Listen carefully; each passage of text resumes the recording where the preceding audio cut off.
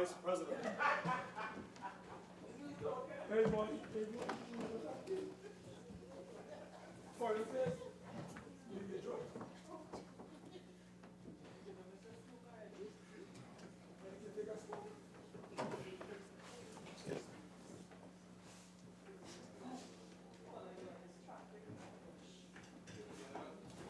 Mr. Vice President, in accordance with Standing Order 66-1, I beg to move that a bill entitled An Act to Amend the Dangerous Drugs Act, Chapter 1125, be committed to a committee of the whole Senate forthwith to be considered clause by clause. Honourable Senators, the question is that a bill entitled An Act to Amend the Dangerous Drugs Act, Chapter 1125, be committed to a committee of the whole Senate forthwith to be considered clause by clause. Those in favour say aye. Aye. Those against say no. I think the ayes have it. The Senate shall now go into committee of the whole to consider the bill clause by clause.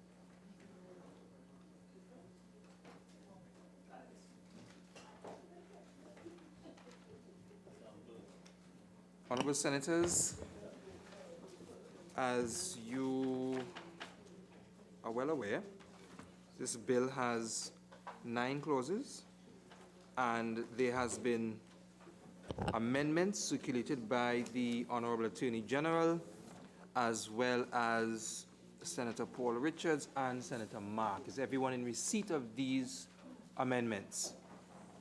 Yes? Good. Then we can begin.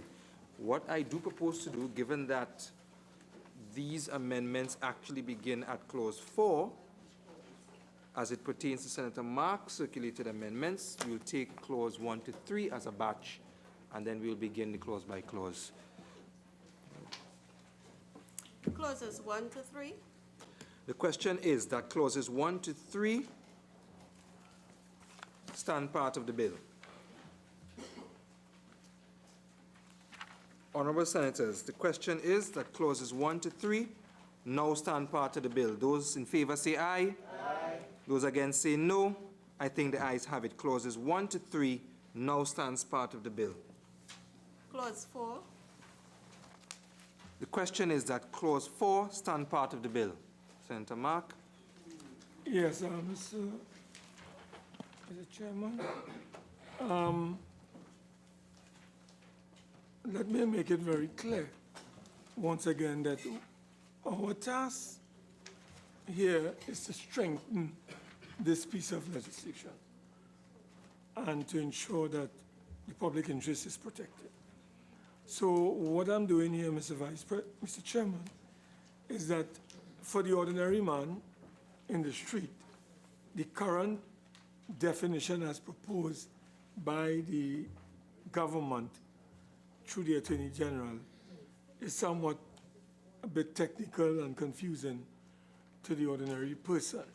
So what I've sought to do is to advance a definition that anyone can relate to in the society, including the ordinary person. So when they read the definition of what is a public place, they will immediately be able to associate with this definition, rather than this one that we have in the current legislation. So I'm asking the Attorney General to look at this particular proposed amendment for his consideration, for consideration, to determine whether he can live with it or whether he will not go along with it. But I honestly feel that we need to be a little more specific, direct, and a little more certain in when we are defining terms in this legislation, given its importance. So that is what I'm proposing. Attorney General. I thank the Honourable Senator for the recommendation.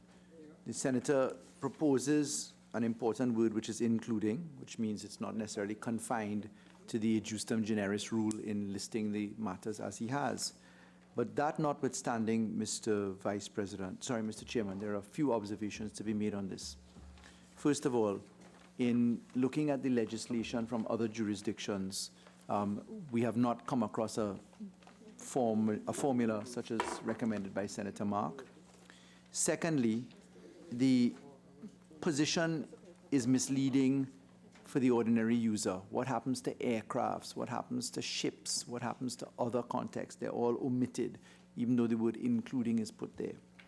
The current definition, a public place, has precedent in several jurisdictions, in the CARICOM setting, in the CARICOM recommendations, etc. And because the law would need to be a breathing, living thing, we prefer to reside in the definition as proposed.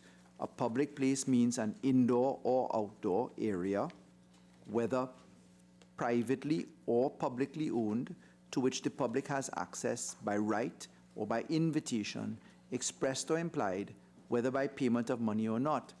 This not only fits with the international and CARICOM setting, but it fits with definitions included in our law which prohibits smoking in public. And therefore, we prefer to reside in the local accepted formula.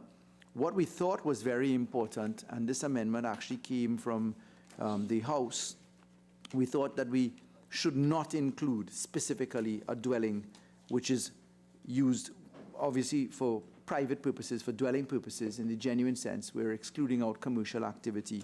So we genuinely believe that the definition of public place as proposed in the legislation as a framework position allows us to keep A, in form with the laws of Trinidad and Tobago, and B, in keeping with the general CARICOM context, particularly as we're looking to harmonize the CARICOM region. Senator Vera. Thank you, Chair. AG, what about private members' clubs and private bars, or churches and religious establishments such as temples, where the herb might be used as a sacrament or for devotees? Sure. So if I take the latter one first, which is the sacramental aspects, that's important. So important that we've carved it out into the Cannabis Control Bill, where we allow for sacramental purposes. And in that regime, we're proposing registration as a non-profit organization, definition of premises, because in those sacramental areas, we're going to have dispensaries because the sacrament is dispensed. If you take the host in the Catholic Church, for instance, you're going to have to, in the communion of the body and blood, it comes from the place there. So insofar as dispensaries are contemplated in sacramental purposes, we've put that under the licensing regime for cannabis control, as other jurisdictions have. With respect to private members, clubs, etc., those clubs are caught by the definition of public place, and because that's private or public, to which the public has access by right or invitation, whether express or implied. So all of those are caught in the same way that a bar will be, etc. So we've separated out the religious purposes for the other law where we need to tighten that up. Mr. Chairman, if you look at what is being submitted, I have sought to marry what the AG has in his definition, but to expand it so that the public would be able to understand, some definite places. We live in Trinidad and Tobago, and I think that we need to be conscious of our environment. So we have captured what the AG has in his definition in the first 3 or 4 lines of what is a public place. But we went on to expand and said including the following. So I think this is a more elegant definition for inclusion and consideration. So I would like to ask the Attorney General to reconsider his position. I think that I've advanced the reasons as to why we respectfully don't accept the definition proposed by the Honourable Senator. I thank him for it nonetheless. So, Senator Mark, just for clarification, so we've spoken on clause 4A, B and C. Okay, so could you go to B now for in your proposed amendment for Mr. Vice B. President, Mr. Chairman, we have used in the definition public place in the bill that is before us the non-inclusion of a dwelling, but there's no definition of a dwelling in the interpretation section. And I believe that this is very important to have a definition of a dwelling place or house. And I've extracted from one of the pieces of legislation here in the Parliament this particular definition for the consideration of this House and for the consideration of the Senate. So again, Mr. Chairman, I think we need to have some certainty and any avoidance of doubt when we are using terms in these kinds of pieces of legislation. And therefore, I'm suggesting for the AG's consideration that we define what a dwelling house is for purposes of certainty and clarification. Can you do C one time, just for expediency? Yes, and again, I have again sought to incorporate what the AG has on the smoke, but he has left out certain very important terms and words which I've sought to incorporate in this definition, like cannabis and cannabis product intended for inhalation. So I've sought to expand to make it as broad as possible and to capture what I believe we are trying to achieve when we define smoke.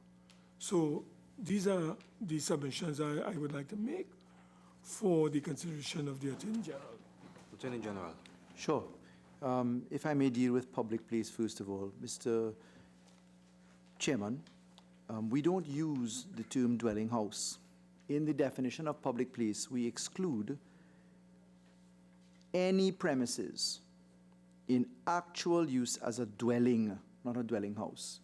And we've used that concept because premises will include everything: a container house, a chattel house, a ship which is converted to a home, something that's on the water. And therefore, we've specifically used dwelling to indicate the human habitation for housing purposes. Secondly, we have used the concept of premise together with dwelling so that we can capture the home aspect with anything that can be. You see, in the Caribbean, we have a unique form of living. It's come up time and again. I'm sure many of my attorney colleagues will, of course, remember Mitchell and Cowie and the whole concept of chattel homes and houses and now containerized solutions, etc. So we've gone with a very broad formula as opposed to a specific formula for dwelling house. Because what happens if it's not a house? What happens if it's a dwelling boat or a dwelling container or a tent or a carrot shed, etc.? So that's why we've not gone with dwelling house at all. We've just gone with dwelling. Dwelling is to indicate the human habitation for home, and premises captures everything.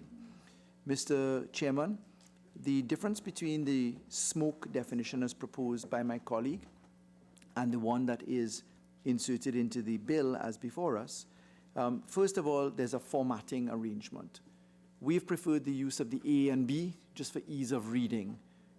Where there's a difference between that proposed by Senator Mark and what we have is where Senator Mark says, or any other lighted or heated cannabis or cannabis product intended for inhalation, whether natural or synthetic.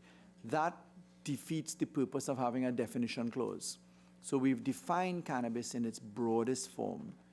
We've defined it also by way of cross-reference to what a dangerous drug is, which is the first schedule, item number 3, which captures the genus of cannabis, cannabis, cannabis L, cannabis sativa, in its synthetic or natural form, and then the various iterations set out at the first schedule. So we prefer, because effectively we're seeing it in a tighter form, to use the definition as set out, A, from a form and process point of view, and B, because we captured the definition of cannabis in the manner in which we have defined it, both in the definition section and by way of reference to the first schedule, item 3. So in those circumstances, I respectfully decline the invitation to accept the proposed amendments. Okay. Honorable Senators, at this point in time, I will put the question as it relates to Senator Mark's amendment first, and then secondly, as it appears in the original bill that we debated.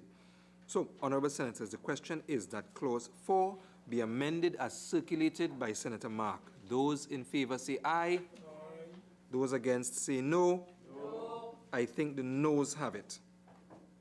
Mr. Chairman, before you go to the actual clause 4, there was a question I had on public place, but I didn't want to traverse the amendment by Senator Mark. If I can put that question to the honorable. So you have a question on Clause 4 itself. Clause 4, just original as it is? Yes, not on the amendment. No problem. Go ahead. Yes, sir. Thanks, Chair. The issue that I'm looking at is, but does it include any premises in actual use as a dwelling, which are not used for commercial purposes? That last part, if there was an ability in the language to account for instances where a building has a commercial space, a parlor, a seamstress establishment, an ice cream shop, whatever, which is normally the case in many places, how do we account for that? So I take it you're talking about mixed use, right? Where somebody may be using a dwelling home for certain purposes. The law as it's applied in general, not the town and country planning law where you have to have mixed use permission, etc., is that you tend to disaggregate the public side of it from the private side of it. And you'll usually see that in the construct of a parlor on the premises, etc. They're usually divisible. When people go for licensing, for instance, to sell alcohol, and there's a home at the back, etc. So that private side of it would be distinguishable from the public side. If you had a shop in the front of the home, don't bring the cannabis out there because members of the public are accessing there. I do catch your point. I think it's a laudable point, But we divide it out that way. The home side of it, you're okay on. The public side of it, you're not okay on. Is it? Honorable Senators. Senator Amin? Same clause 4? Yes. Mr. Chairman, I want to be guided by you.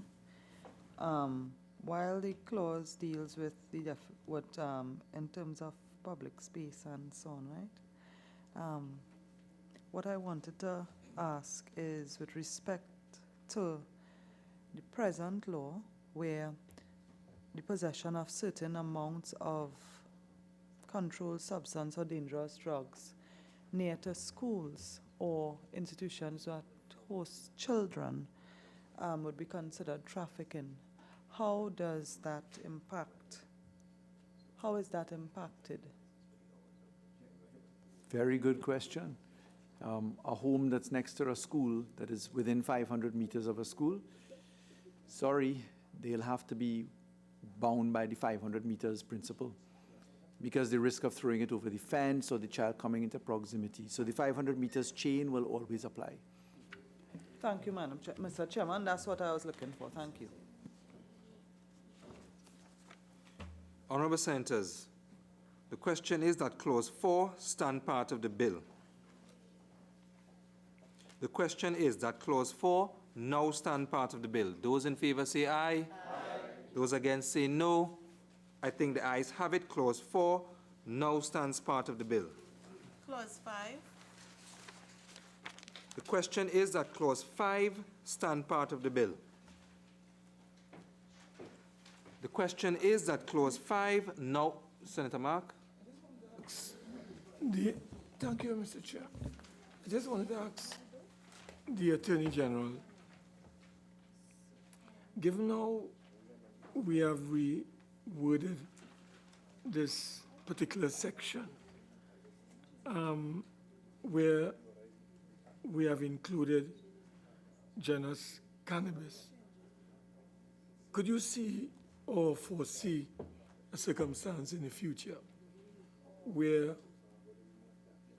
someone who is given the right to plant 4 trees can say, listen, I'm entitled to that under law.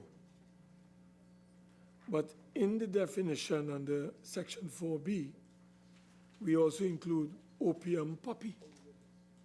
And therefore, I'm just asking whether an individual can say, just as how I have the right to plant 4 trees or plants in the terms of cannabis, whether by some stretch of the imagination, somebody who is on some trip can go to the courts of Trinidad and Tobago and indicate that he has a right to also plant opium poppy.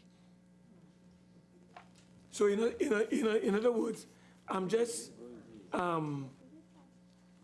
deviling a point for your consideration, because this is in the legislation under the Dangerous Drug Act, and we are amending that section to include something that was not there before. So with us bringing this into play, and this genus cannabis is now being permitted, people are now permitted to plant and to raise these plants, can an individual go to court and say, I also have the right to plant opium poppy? I'm just asking for your consideration. Mr. Chairman, most respectfully, this amendment simply deletes the word effectively marijuana and replaces it with cannabis. Section 4 of the Act says the minister may, subject to regulations made under 57, B, issue licenses for the cultivation, gathering, or production at a stated place of opium poppy, marijuana, or cocoa plant. They are not in the conjunctive, and then the particulars of the license will tell you what you can do. Your license will be specific in nature for the specific product. So I think that there can be no mischief that would be tripped into existence in that regard. I just put it out for your consideration because, we are thinking about what can happen in the future. I put it up for his consideration. Yeah, my interpretation of the amendment is that the qualifying words of the genus cannabis. So what you're talking about, opium is a narcotic extracted from the cannabis plant. No. Opium would be the flower from the So- cannabis. Sorry. So there's separate categories entirely. Opium is different from marijuana. Right. Is different from I see. coca. Or plant Yes. of the genus. Yes. Thank you. Yeah. Honorable Senators, the question is that Clause 5 stand part of the bill. The question is that Clause 5 now stand part of the bill. Those in favor say aye. Those against say no. I think the ayes have it. Clause 5 now stands part of the bill. Clause 6. The question is that Clause 6 stand part of the bill. Senator Mark, we will take your amendment first. Yeah, Mr. Chairman, we cannot be speaking from both sides of our mouth. We are talking about decriminalization, and we still maintain some very hefty fines of $1 million, where we had before $25,000.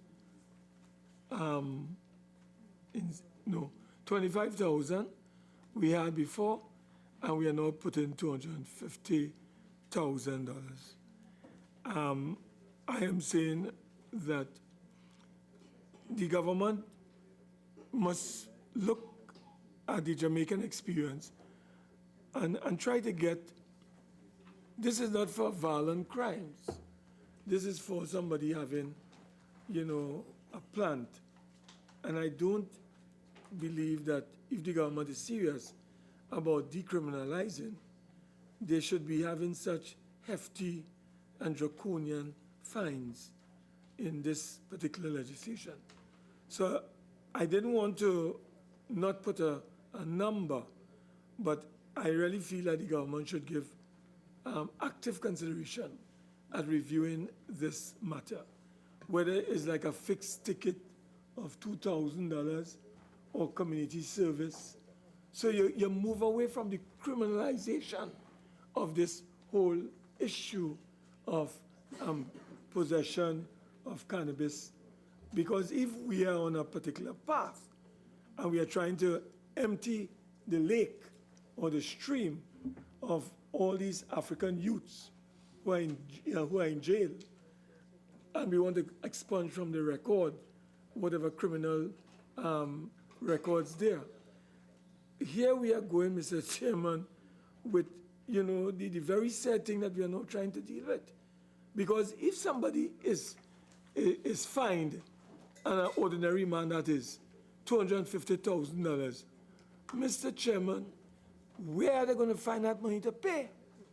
So all I'm asking the Attorney General is that if you're trying to decriminalize, then you also have to take it in a holistic way in terms of sentencing and fines. And I am suggesting that this thing should be deleted completely, this section. I am suggesting that. And then when you go to the Roman 3, we're going from 50,000 to the words 5 years, and substituting the words $1 million and the imprisonment for 15 years. Again, Mr. Chairman, I believe that if we are going the full way, we ought to go the full way. We can't be half pregnant. Again, I'd like the Attorney General to consider whether we couldn't look at these hefty and draconian fines. As we go on, Mr. Chairman, to B, I am proposing that if you look at B, Roman 2, this is where the Attorney General and I have some serious differences, because this is in violation of the international treaty that we have signed up to. And I'm suggesting that I'm sure the INCB will write us on this matter and warn us too. But Mr. Chairman, I would like to suggest to the Attorney General, where it comes to this cannabis resin, I would like to put after that, seeing that is the strongest of the two plants, the herbs, I think it contains THC, if I'm not mistaken. I would say that that ought to be qualified by the following words, because the Honorable Attorney General made mention of the late Corinne Baptiste McKnight, and the whole need for us to look at cannabis from a medicinal point of view. And I'm suggesting that he should qualify cannabis resin by including the words for medical or therapeutic use. So, in other words, people would know what this thing is about. And I just want to propose that. Then as you go further down, Mr. Chairman, I'm suggesting that in G, a person who cultivates or has in his possession not more than 4 growing plants of this cannabis. I would like to suggest that after the word who, we include who under license for medical or therapeutic use cultivates. So again, we insert what we are about. This is about using cannabis for medical or therapeutic use, and it should be inserted in the legislation to that effect, consistent with the international treaty that we have signed on to. And in terms of C, Mr. Chairman, I'm suggesting that the Attorney General again revisit the hefty fines and look at coming up with a more reasonable approach. So instead of $50,000, I'm suggesting that that be deleted, and I have placed 25, but the AG could delete that too, and maybe come with something more creative in terms of numbers or something less. But the essence of my intervention, Mr. Chairman, is to ensure that we qualify what we are doing, and we seek to ensure that these draconian fines do not go forward in a period when we are seeking to decriminalize the use of cannabis. So that those are my thoughts on the proposals and amendments that I have advanced on behalf of Attorney General. Mr. Chairman, if I may, the recommendations coming from Senator Mark are premised upon a supposition that we are being inconsistent, A, with the intent to decriminalize, and B, with the single convention on narcotics. Those are essentially the two submissions that the Honourable Senator has made. With respect to the first part, that we're being inconsistent as it relates to decriminalization, I beg to differ. What we're doing in the proposed amendments to Section 5 of the Act. Section 5 of the Act is where you make possession of dangerous drugs, all dangerous drugs, triable by a summary route or an indictable route. We have left the prescription for the number of years that you'd be exposed to. So on summary conviction, we've left 5 years, and on indictable, we have left the position set out there, but we've cleaned it up a little bit because of the maximum sentence rules, right?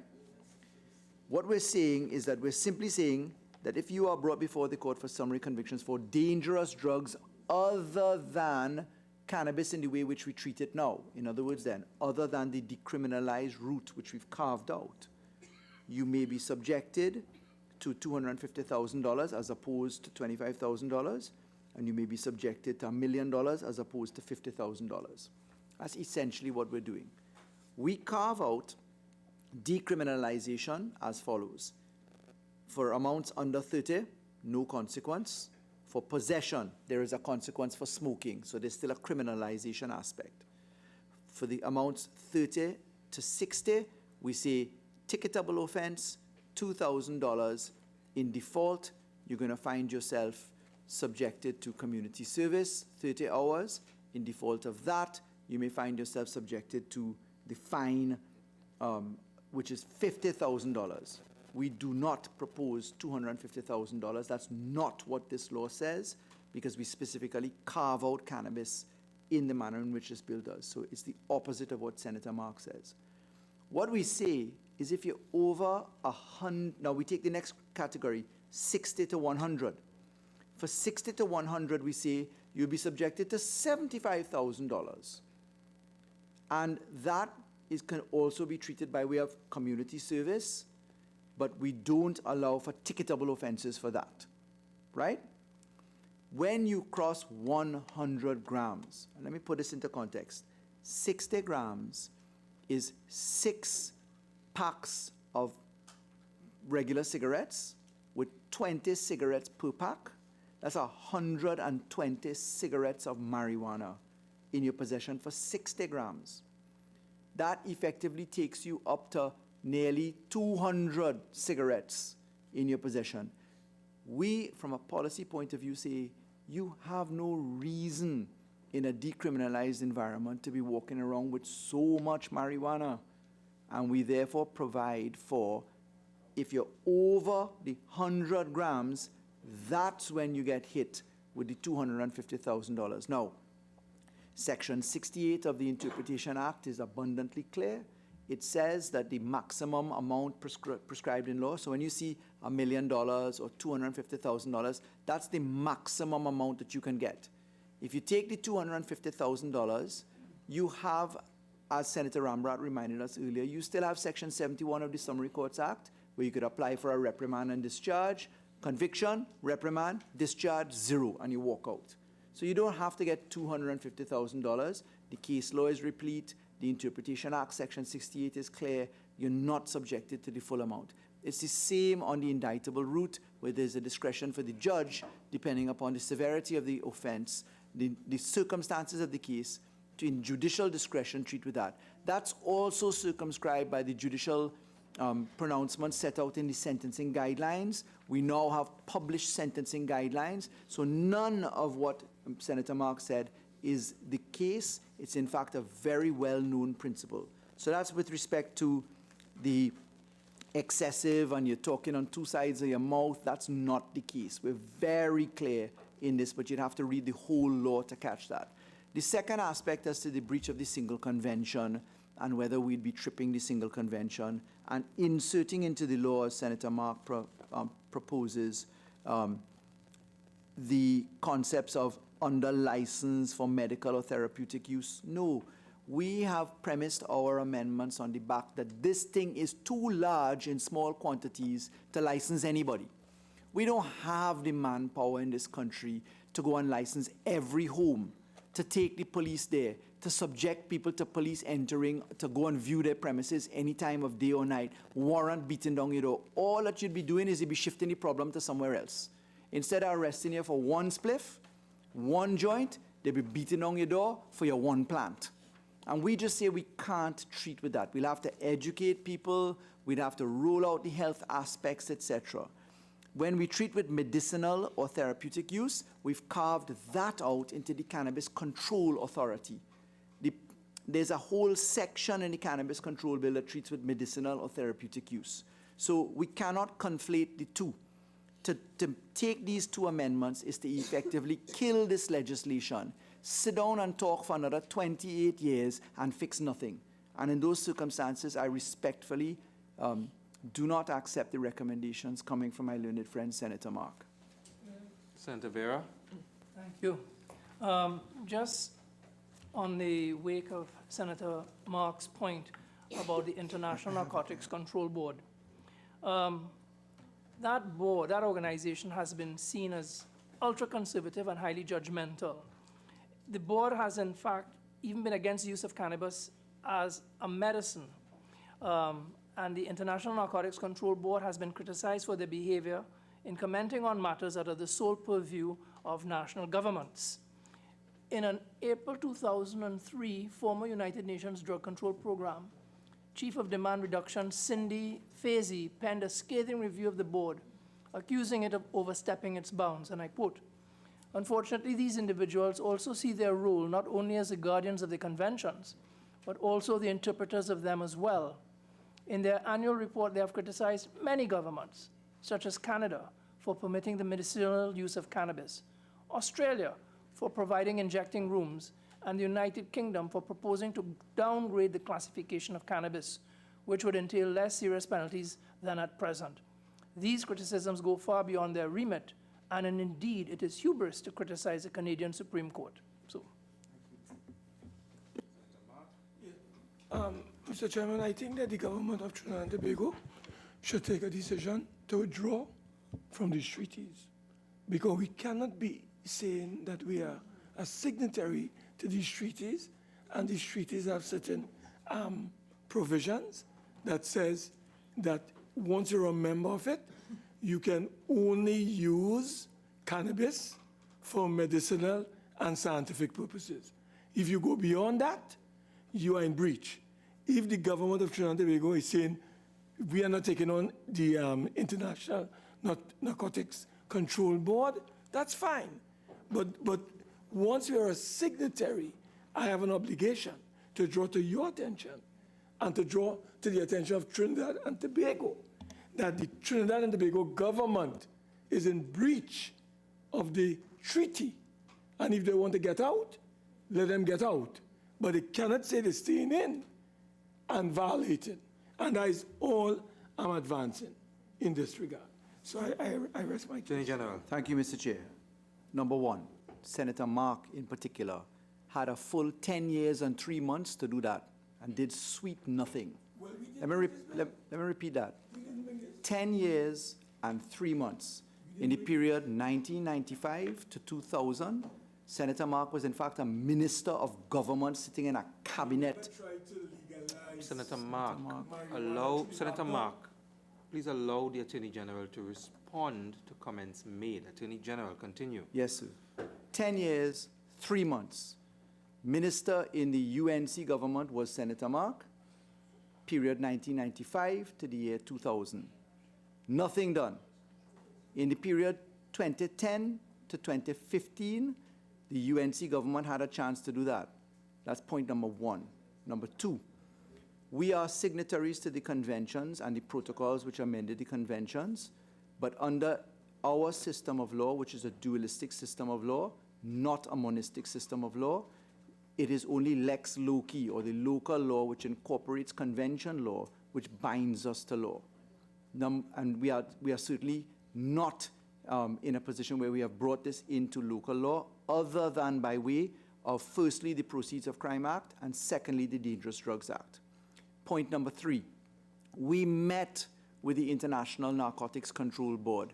They came to Trinidad and Tobago. They sat upstairs on the 9th floor of this parliament with me, the Minister of National Security, the Minister in the Ministry of the Attorney General, the Office of the Attorney General, and the Office of the Prime Minister, etc. And they specifically told us that we were on safe ground with what we were doing. So we went further than what Senator Mark did. We didn't run in a shadow and cower as to what somebody would say. We went and we met the people. We spoke to them. We engaged the issue, and we were given the assurances that we were on the safe path. Why? Because they saw both pieces of law.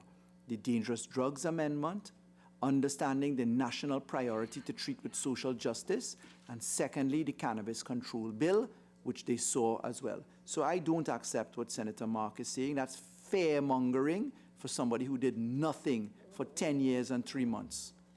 Well, you are fear-mongering. Okay, so we've had enough discourse on this particular amendment. Oh, Senator Abika, go ahead. This This if is on I'm Senator Mark's correct amendment, ground. right? Okay, no, sorry. So, yeah. So does anybody else have anything to say on this amendment as put forward by Senator Mark, Senator C. Prasad? Mr. Chairman, through you, Attorney General, if we can implement these amendments, and it's not, the International Narcotics Control Board is not in agreement with it, with us, would it have any impact on our CFATIF arrangements? None at all. No, okay, thank you.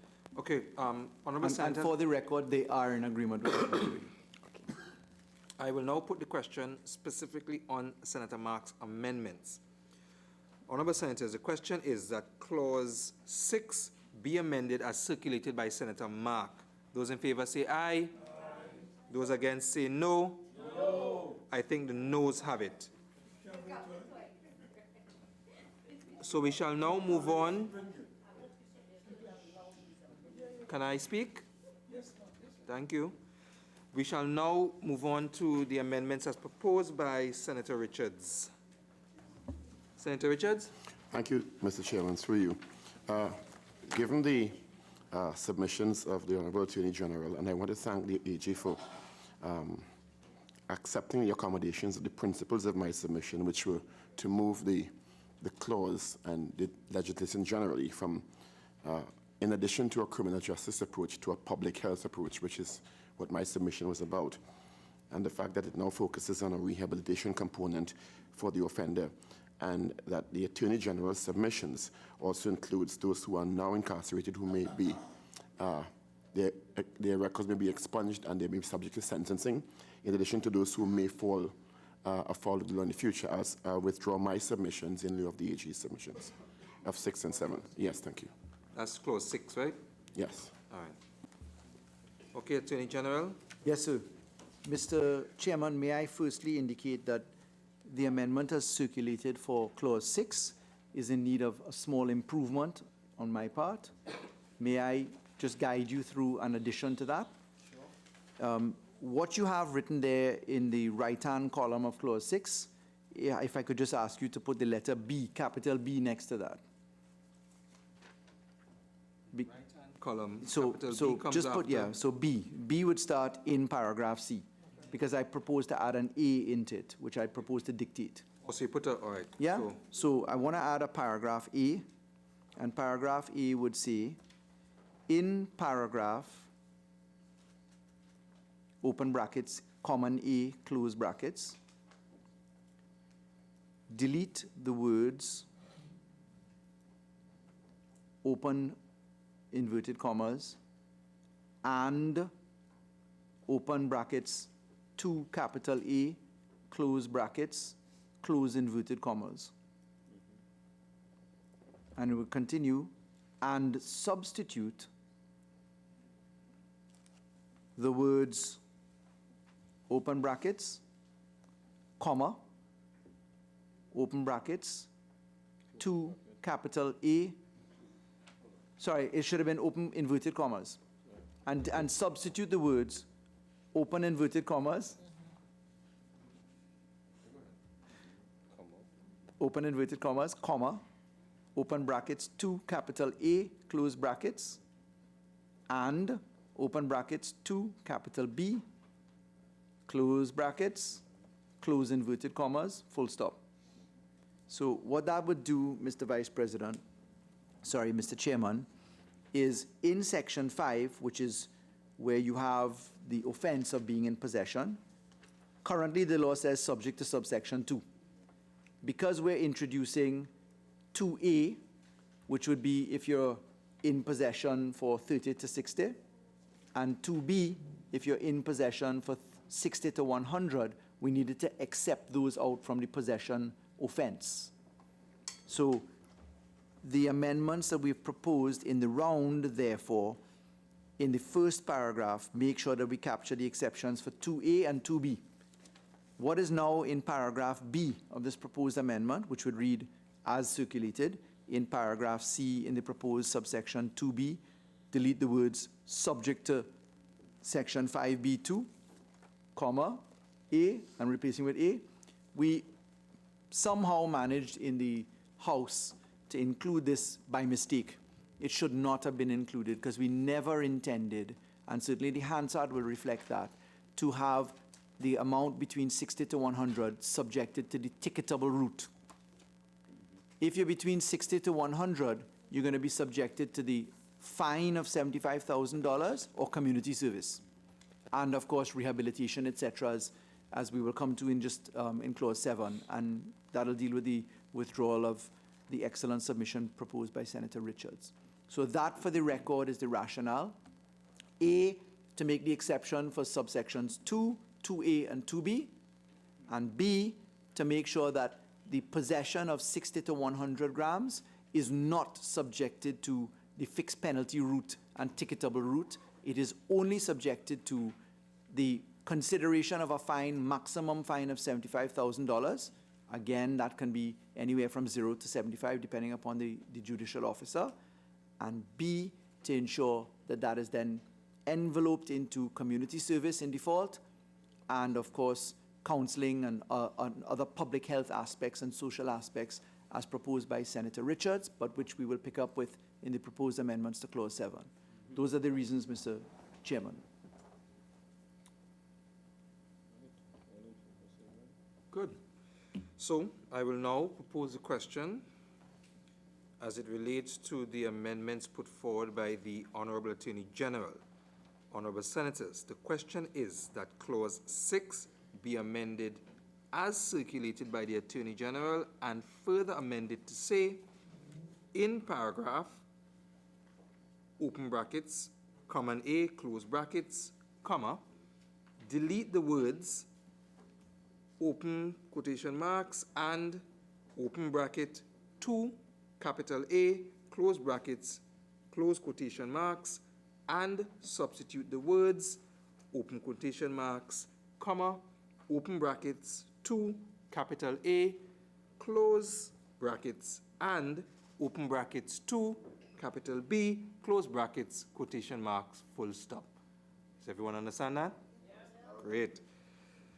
Those in favor say aye. Aye. Those against say no.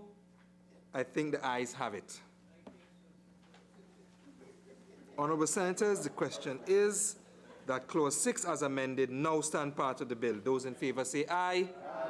Those against say on page 5 of clause 6, 2D, where it is said about 50 hours of community service.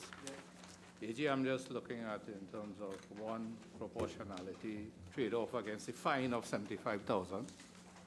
Whether that trade-off per se is adequate, and do we really want to constrain the court to exactly 50 hours or minimum of 50 hours, and we allow the court to decide whether it should be more? Because if we do roughly $75,000 over 50, it gives us $1,500 per hour of value to community service, which seems to be rather high.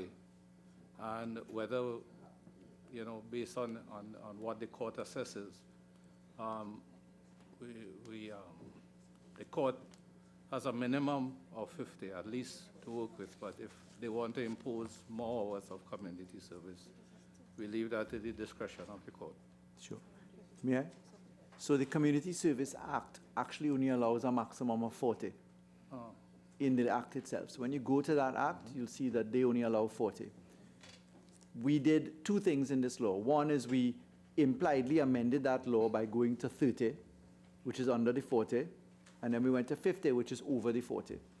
And we did that on a policy basis because we felt, well, first of all, the court has a discretion to go anything under those limits, right? Under 30, under 50, in those circumstances. Because again, Section 68 of the Interpretation Act applies. So when you put $1 million, you could go from 0 to $1 million. If you put 40 hours, you go from 0 to 40 hours. So we've used the term may, first of all, because we don't want to interrupt the discretion of the court. We cannot fetter the jurisdiction of the court, so we don't use the word shall, we use the word may in the respect of the separation of powers principle. And secondly, we've accepted the 40-hour rule in the point because the Community Service Act comes upon a conviction. And then the community service allows you a range of things, a conviction and a mix of hours, incarceration, mix of hours, pure hours, then you can have a discharge. So there are lots of conditionalities that can happen. It's a beautiful piece of law, which we really encourage the courts to do. So this is Parliament's way of suggesting to the judiciary, hey, there's a good piece of law for this type of thing, which is cannabis, which we're accepting out under 100 grams from all dangerous drugs. So it's proportionate in the circumstances, in my respectful view. Beaker? Yes, Mr. Vice Chair, I too was slow on the draw. My issue is on page 4, where under clause 6, section 5 is amended. The issue is a person who cultivates or has in his possession. So I don't want the person who cultivates, right? Not more than 4 growing plants. So if we're in a household and the household has 4 adults, is it that each person can cultivate 4 plants? So then they can have 16 plants, up to 16 plants in that household? Or in cases where you have sometimes up to 10 adults in a household, where you have compound households. Because we have 40, which is like a small farm. Is that possible? So the Single-Use Convention prohibits the concept of personal use, right? So we can't say personal use. But in reality, the elephant in the room is that this is personal use. In certain circumstances, one could consider it that. We will certainly not call it that. What we're dealing with is where does the supply come from? That's the elephant in the room. The best in case scenario is that really we need to shepherd our society under the control bill to really get people into only licensed medical aspects. The medical aspects does include recommendations and prescriptions. You'll see that wonderful term recommendation popping up in all of these laws to comply with the single convention. That's a ratch. It was a recommendation as opposed to a prescription, right? And because remember, this has both the psychiatric, psychological, and medicinal aspects to it, right? So what we're doing is, on treating with the operation of this law, we're going to put the regs into place so that you could shepherd them towards the counter of the pharmacist, where there is an unpolluted, not laced, purer form of the THC, which is prescribable, so you know what you're getting into. So that's where we hope to shepherd people in the education program. The 4 plants, it is a person. Obviously, the education program is going to go there. When you and your family members are walking through the airport and you could buy 2 duty-free alcohol limits and the whole family, everybody pick up 2 bottles and you all arrive in the same house, it's kind of like the same thing, and cigarettes. We can't legislate for common sense and good behavior, but we could try to educate it there. So you have hit upon the raw nerves, Senator Beaker. That's why I purposefully said in the debate that I thought your contribution was an excellent one in this debate. But this is the manner in which other jurisdictions have approached it, and it's the way that we're going to have to get into the water. Where do you get the marijuana, Senator Sipasad? The gentleman sitting to my right is the minister with responsibility for agriculture. And in fact, what we actually intend to do is to have that dealt with via the government, so that the seed or the aspect of it is strictly regulated, and that the supply comes ultimately from the government's end of it, so we'll know what is going into the market, more so who is taking it from the farm. Well, we'll treat with, that's why the control bill goes to the revenue, to the tax exploitation. This thing is a potentially lucrative and manageable thing. Lots of jurisdictions have dealt with it. So perhaps the champagne rule of genetic markers and geographic indicators. Senator Vera and I both have a great passion for intellectual property and agricultural persuasions. Our cocoa and our marijuana might be equally persuasive in the market, so that there are lots of permutations and combinations. Can I just ask? Senator this? Prasad, yes, you may go ahead. So what we're saying, this is not medical marijuana you want. If you want non-medical, normal marijuana, if you want to smoke the thing, where do you get it from? Do you have to go to the same illegal people, or is there? I mean, not planted. Mr. Chairman, this is a very important point. Let me put it to you this way.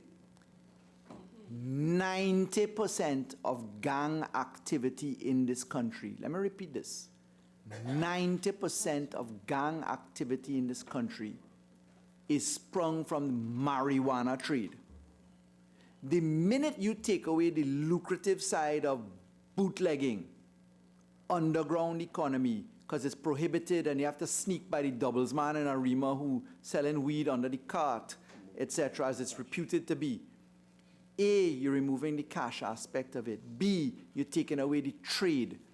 Because when you look to what cocaine is, Trinidad and Tobago is really a transshipment country for cocaine. We pass through. If you look at the forensics data that I read out tonight, 80% of our forensics analysis is for marijuana and 20% for cocaine. Trinidad is not a cocaine country. The users of cocaine, because it's expensive, it's transshipment, they may be very few in number. What we're treating with in criminal activity and lucrative positions is marijuana. And that's why we're managing this law alongside this. AG, I still don't understand where you're going to get the non-medical marijuana from. You'd get it, number one, from the pharmacy, as I told you, because we have the regulations under Section 57(1) to promulgate. You can have that there. Remember, the prescription, as I mentioned before, is a recommendation as well under the Section 4 positions of the Act. Number two, the Ministry of Agriculture will have a certain feedstock where the plant can be grown. Number three, those people who are in the shadows and have the plant already will emerge. And then it goes from there. But that's a plant. What about the finished product? Where do you get that from? Okay, I'm not going to go into the details of how to produce marijuana because I don't know. No, I'm not asking Right. that. I'm asking, since we are decriminalizing it, and we're saying if you have up to 30 grams, you're not going to get arrested if you smoke it in your home. Your question right? is, where does it come from? Where does it come from? It comes from where it comes from. I can't say, you see, Senator, what is going to happen is that plants are going to be created, people are going to cure, they're going to dry, they do it under lights, they do it under systems. It's actually not a complicated process. It's available on YouTube for most people who look to see how things go. We've had UE students arrested for having cannabis farms inside of their apartments, etc. So a lot of people know how to do these things. But our important point is not to manage how they grow it. It's to make sure we treat with the law as to how it is in your possession to be managed. Sorry? Chairman, if I could just join in. I don't think any of us could pretend that we didn't ask ourselves if you are allowed to have a certain amount in your possession, where you're getting it from. We can't pretend that everybody is going to grow 4 trees and dry it and follow the process on YouTube, on a YouTube video. You are creating a market for which the sale of the item is still illegal. So are we going to let the authorities go easy on the people who selling the... Mr. Chairman, could I respectfully intervene? We've had a debate. We know that the plant supply is there. Many jurisdictions have it. This is, at this point, I respectfully believe, moving way beyond what we're proposing in the committee stage. And I'd just like to say that... Yeah.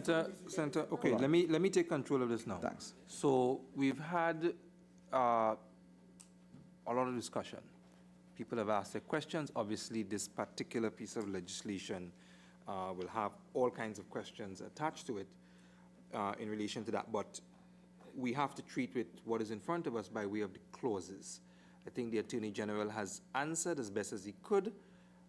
The actual responses coming from the Attorney General is not changing as much as the questions are being asked and whatnot. We have treated with clause 6. I am, at this point in time, Senator Amin, I know you had your concerns. Senator Sipasad had very similar concerns to which the Attorney General has relatively answered. I'm going to put the question now on clause 6 because we still have a number of clauses to deal with where there are several amendments that are circulated on the floor. Senator Beaker, is this Something new, but it's really just for the benefit of the other senators. Something Okay. I raised with the AG privately that I wish for him to make clear for the rest of the House. Which is? Pertaining to persons who have plants in their possession and they cultivate, and then now they find that they have more than 1 kilogram of cannabis. It would trip the provisions for trafficking, and then now they'll be liable to sentencing up to a period of life and fine up to $3 million. What would be the remedy for those persons? Sure. The remedy would be the certainty of the law. You'd have to destroy anything above that amount. So people who are in this position would be aware. You have a car, you could drive it at 200 kilometers per hour, but the road says that you could only drive at 80. Doesn't mean you have to drive at 200, just don't do it. So you're completely right, Senator Beaker. This is something that people need to be aware of. So we're going to have to do a dedicated education program to tell people, look, at the harvest, what you're going to have to do is you're going to have to destroy and remove the excess product. And that's just what it will be. Honourable Senators, the question is that clause 6, as amended, now stand part of the bill. Those in favour say aye. Aye. Those against say no. I think the ayes have it. Clause 6, as amended, now stands part of the bill. Clause 7. The question is that clause 7 stand part of the bill. You have a question on the original clause 7 in the bill or any of the amendments? 'Cause I'm going to treat with Senator Mark's amendments to clause 7 first, and then when we get to the original bill, then you can ask a question. Senator Mark? Yeah.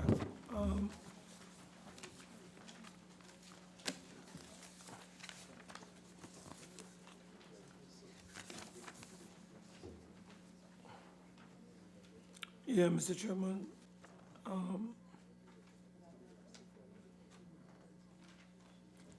In clause 7,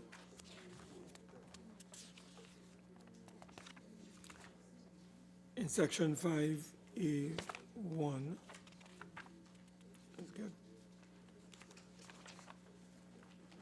let me just get the section here, Mr. Chairman.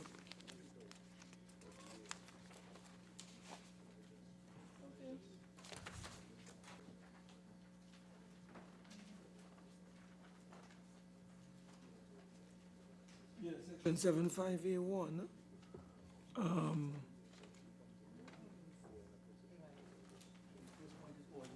Yeah, all users, yes. Yeah, I'm proposing, Mr. Chairman, that in section 5A1, we delete the word all users, and it simply reads a person who smokes cannabis or cannabis resin in a public place. And I'm suggesting that we delete the word users. And also I think it's looking more redundant than anything else here. Senator Mark? Yeah, but I'm seeing where in the proposed new section 5A, I think a part is missing on my, No, you wanted to delete subsection 3, which is the Oh, obligation on the owner to have a positive role to tell people don't do it. yeah, I wasn't too clear on this. AG, you need to explain this to me because that is why I was proposing that Sure. be deleted completely. Because this is. I understood, yeah. I can't understand, so. Yeah. Right, Senator AG. Mr. Chairman, before we, the AG does that, because I think 7 goes right down, right, Mr. Chair? Well, you have two amendments, A and B, which you've spoken to. Yeah, but there are some other areas I would like to clarify, even though I didn't put it in writing. Well, so let the AG deal with the circulated amendment first, and then Mr. Chair, do you want to take any other comments and I could perhaps answer all in the round? It's up to to you. you, sir. I mean, no, I it's just. up to you if you're able to take in all. I've taken notes on the first two. Perhaps it's convenient for the senator to continue with the rest. Okay, go ahead, Senator Mark. Yeah, Honorable Attorney General, in clause 5C on page 14 of my bill, I just wanted to know what device or devices are we going to be using to determine a person's level of cannabis? Because we are saying that a person who, while under the influence of cannabis, does anything which constitutes, and we go on to talk about negligence, malpractice, and so on. And then we go on into the second section and says if the person has cannabis or cannabis resin in his possession on the school bus. What I was concerned about is 5CA. And then further, a person who in C, 5C, big C that is, you go to small c, who operates, navigates, or is in actual physical control of any motor vehicle aircraft whilst under the influence. My concern here, Mr. Chairman, is that that person is committing an offense and is liable to a fine on summary conviction that is of 250,000 and to imprisonment for 5 years. My concern, AG, what mechanism, what device are we going to use? Mr. Chairman, you know if you're driving under the influence of alcohol, the police will stop me. I have a breathalyzer. I need to know what device is being used to determine the level of cannabis content in my bloodstream so that you can charge me. We need to know that because there's nothing to tell me what the device is. Is that the extent of Yeah, concern? that is the extent of my concern. Attorney General? Sure. I believe Senator Obika had some questions too as well, Mr. Chairman. If I could Senator perhaps Obika? take the others. Clause 7. Clause 7 has to do with the Mercy Committee, right? Honorable AG, Yeah? yeah. I think Mr. Tripathi, Senator Tripathi has a issue, so I'll collect my thoughts. Thank you, Mr. Chairman. Through you, Honorable AG. Section 5D. Now, in a perfect world, I would submit that 30 grams being the level that is acceptable now, after this bill is passed. I would propose that for persons seeking to expunge their records, 30 grams should also be the amount. That would be in a perfect world. But would the AG be minded to consider dropping the 60 to 45 grams? Just for the sake of 60 grams, in my respectful view, being excessive. Mr. Chair, I have another area I just want to clarify with the Honorable Attorney General. Okay, Attorney General, you able to take? Yes, sir, of course. Senator Mark? Yeah, Attorney General, if you go to page 16 and you go to section 4, which reads, that deals with the expungement or the expunging of, criminal records through your attorney and so on. What I was thinking is that when you expunge, from my humble understanding, one's criminal record, you are really starting from tabula rasa. You're a clean slate. You have nothing to trace. When you go for a pardon, I am seeing where you can have remnants of your past still being in existence. So what I was thinking is whether we are going for expungement or we are going for pardon? Or is it we are going for both? Because I'm seeing that there might be a collision in terms of a pardon versus expungement. So I just wanted to ask you whether it wouldn't be cleaner for us to just focus on expunging or an expungement of the personal record and end it at that point. Or if you're going for pardon, you just go for pardon and leave out the expungement. Because that is a bit worrying. Because you remember, the only person, as you know, and it is outlined here, who can pardon an individual is the president. And you constitute the mercy committee and you go forward. So I don't understand why we have a two-tiered approach in this matter. So I just need some clarification from you. Mr. Chairman, are there any other questions?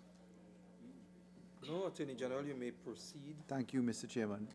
Let me deal with Senator Tripathi first, if I may. The request, I understand, it's driven from an understanding of what appears to be reasonable. So I catch the Honourable Senator's recommendation of 60 appearing to be really a lot of marijuana, a lot of cannabis. The reason we've gone for 60 and why I'd urge that we keep it there is bifurcated. In the first instance, it's to keep harmony with the rest of CARICOM, because Jamaica's at 56, Barbados is about to go to 60, and the other jurisdictions are going to harmonize across at 60. The second reason is the vast amount of work at the forensics division is occupied by things under 100. So we've kept at the 60 for the ticketable offense aspect, really in an understanding of the workload in the court and the workload at the forensics. So that's A and B of part 2, and then in the harmonization for the rest of the Caribbean being the first ground on it. Does that assist? Honorable AG, I understand where you're coming from, and the ticketable aspect of it I don't have an issue with, but it's just the expunging, because it seems to me that it shouldn't just be a forensics issue being the end result. I know you mentioned that you looked at a lot of statistics. In your statistics that you looked at, for 30 grams and under, would you be able to tell maybe how many persons' record would be expunged, and from 30 to 60? Sure. I can give you some averages based upon my recollection of the figures. So the 30 to 60 would take you to anywhere about 65% of the batch. The over 60 to 100 will get you to about 94% of the batch. I can deal with the pardon aspect and expunging aspect, your point on expunging, together with my response to Senator Mark on pardon. So if you permit me to envelope the two together. Okay, thank you. So if I deal with Senator Mark's observations, Mr. Chairman. Senator Mark's proposal that we delete the word or use in the first part. If we were to just keep it to smoking, the definition of smoking does not contemplate the manner in which you may administer resin. Because remember, we're capturing cannabis and cannabis resin, two different categories. Resin may be administered perhaps intravenously. I don't know what the ways of administering the chemical components may include, but there are certainly uses beyond smoking. So we took using to capture the other forms of ingesting the THC or administering the THC as they may develop over time. A couple years ago, nobody would have thought that you could have vaped something. Vaping is now quite common in place. So it's to allow the law to continue to speak. Pardon? No, we're dealing with cannabis resin. I won't come into that aspect just yet on that point. So that's paragraph A of Senator Mark's proposed amendment to Section 7. Senator Mark proposed the deletion. He really asked the question, why do you have this thing just lying around there about the owner of premises having a positive obligation to tell people, look, stop using the thing and go? It offends the very principle of law which says you ought to have a sanction for something. So I understand Senator Mark's observation on that. We borrowed that from a number of jurisdictions in the CARICOM, where we at least put a positive obligation to tell people, look, mind your business. There's a positive obligation in the law. It's not underwritten by an offense, but at least it's a positive obligation where law enforcement can come along and say, look, put up a sign, have the ability. But if you look at what we suggest there, what we're saying in that section, if I just get the page of the bill where it is, page 9, subclause 3. An owner of or any person who has the sole or shared responsibility for managing, supervising, or regulating the use of a public place shall ensure that any person who smokes or uses cannabis or cannabis resin in that public place cease and desist from such smoking or use, and may remove or evict that person from the public place. That's the sanctionable aspect that we've put in inside of there, to give them the compelling reason to eject somebody.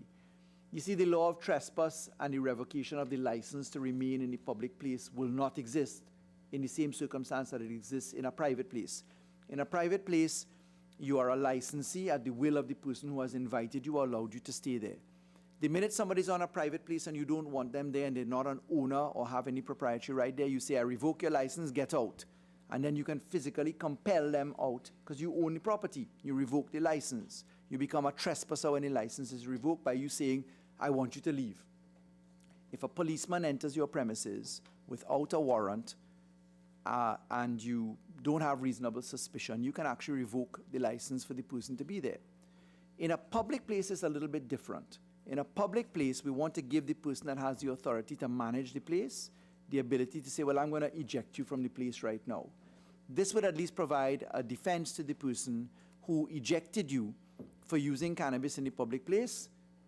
That person would be clothed in the action that that person took, provided, of course, that it was not unreasonable. So that's the rationale for subclause 3, which Senator Mark proposes to be removed, and why we would not accept that recommendation respectfully. Senator Mark asked a further question. Mr. A.G.? Just let me finish with your original questions. You spoke for a good 20 minutes on them, so let me just get through them. You asked a question about expunging versus pardon. Are we doing both? We are doing both, and I'll explain why. If we pardon, the record will still stay under Section 50K of the Police Service Act. So even though you're pardoned, that record will still be there. It'll be an historical document which would continue to be in existence. So we want people to have the ability to have it expunged from the records of the police and not there. And just to explain further on that, Senator Mark, it's two different processes. The pardon is a presidential pardon given on the advice of the Mercy Committee. That would be a complete expunction, but that would have to be done on an individual basis and it could take some time. The fact is, though, when you go for the expunction of the record, don't forget the police. If you want to get a certificate of good character, you have to go to the police to get it. If you get charged with any kind of thing, they go and they do a search, you have a prior conviction. So you do need to have, as a matter of practicality, the police record expunged. Precisely. Thank you so much. I couldn't have said it more precisely. Thank you, Senator Vera. So those in the round are the reasons. Senator Mark, you wanted to ask me something further? No, just asking whether the owner, rather than physically ejecting or evicting the individual, should not the owner secure the support of the police? Because you see, remember, this is a situation in which somebody's on high, the person might be using cannabis, resin, THC, and he's hallucinating. He's seeing the owner as a pig. Now you go to evict that man, Attorney General, and that man might physically bring harm to you. And you may have, if you have a weapon, you might have to use it on him. So I'm just wondering, for the safety of the owner of the premises, whether we shouldn't have a provision where the owner is given the all clear. I got you. Let me just borrow from the law of landlord and tenant and the prospect of ejection or even dealing with squatters.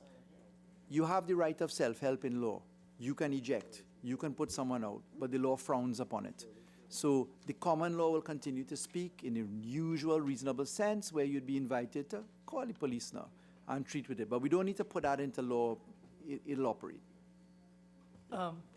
Just a suggestion, it doesn't come in any of these things, but we've all been wrestling with the issue where does someone get the marijuana legitimately? That's where there's a gap. I have come up with 3 possibilities. One is you buy plants from the Ministry of Agriculture and you grow your own. The second one is, as you have put in the legislation, you could go to a pharmacy and get it under prescription. But I would like to suggest a third option. When I was in Finland, they were dealing with their alcoholic problem. So what they have in Finland is a state monopoly where you can only buy alcohol from an alco store. Now, they have 355 stores and 66 order points throughout the country. I got you. Canada did it for cannabis and then they opened the licensing aspects as well. And so what you do is... And that's where the control bill is intended to go. That's right. So you have to show that you're over 18. Yeah. You have to produce ID. If they feel they're buying it for somebody else, they're legally obliged not to sell it to you. Yep. And so that would be a model that I might suggest we could perhaps consider adapting to get this thing up and running. So that's the intention in the cannabis control bill. It's literally intended to control. And what we will intend to do is that is going to be run.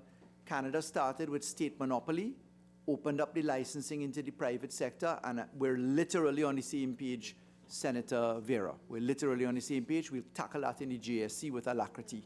In fact, we're hoping to meet next week to at least establish the committee and get its parameters out. Attorney General, keeping in mind the fact that you also have amendments to this particular clause 7, so Yes, I sir. will allow Senator Beaker and then Senator Dylan Remy. Senator Beaker. Actually, my question is for a different part of the clause. Yeah, go ahead. Right, so thanks, Honorable H. Basically, it has to do with on page 15, regarding the Police Service Act, right? If someone is currently on remand or convicted, on remand or someone is convicted serving time, do they have the opportunity after this law has been assented and passed and so on to be liberated, to be freed? Sure. And on what is the time frame? Sure, and the method I can even go to. So on the remand condition, you're remanded to return to the court because you must come, in fact, every 28 days, you're bound to come to remand. It may even be on a shorter period. Used to be 8 days many years ago, but under the last government, prudently, it changed to 28 days. So you will come back up before the court every 28 days or such other period as the court would have done. So the remand side is easy. On the conviction side, I'm sure a lot of people will be paying attention, but we have already in the prisons mapped out everybody who's there. We know who's inside of there, including who is inside of there for only cannabis. They are the first ones who will be informed by the Prisons Authority exactly what's going on. You may be surprised to know this. Despite the deplorable conditions of the prisons, which we're working aggressively on, I should tell you, the retrofitting of remand yard is going on. The opening of a court is happening there. In fact, in January, we're going to have the head of Corrections Canada here. We have a lot of work done. We are bringing a parole bill to the Parliament next month. So there's a lot of work going on there. On the convicted side, you'll be surprised to know, and remand side, the prisons keep their data well in tow. So we've done that. We're already operationalizing to make sure the police are ready to greenlight this. They have the fixed tickets. The prisons have mapped out the structures. The Chief Justice is aware in terms of the volume that will come before the court, how we treat with it. Under the Criminal Division, Section 24 of that Act allows for the establishment of special courts by the Chief Justice's direction, and we've already put that into place. It's the same way we did 400 maximum sentence indications in 1 month in the cycle that we did when we brought in, the whole plea bargaining and structures, etc.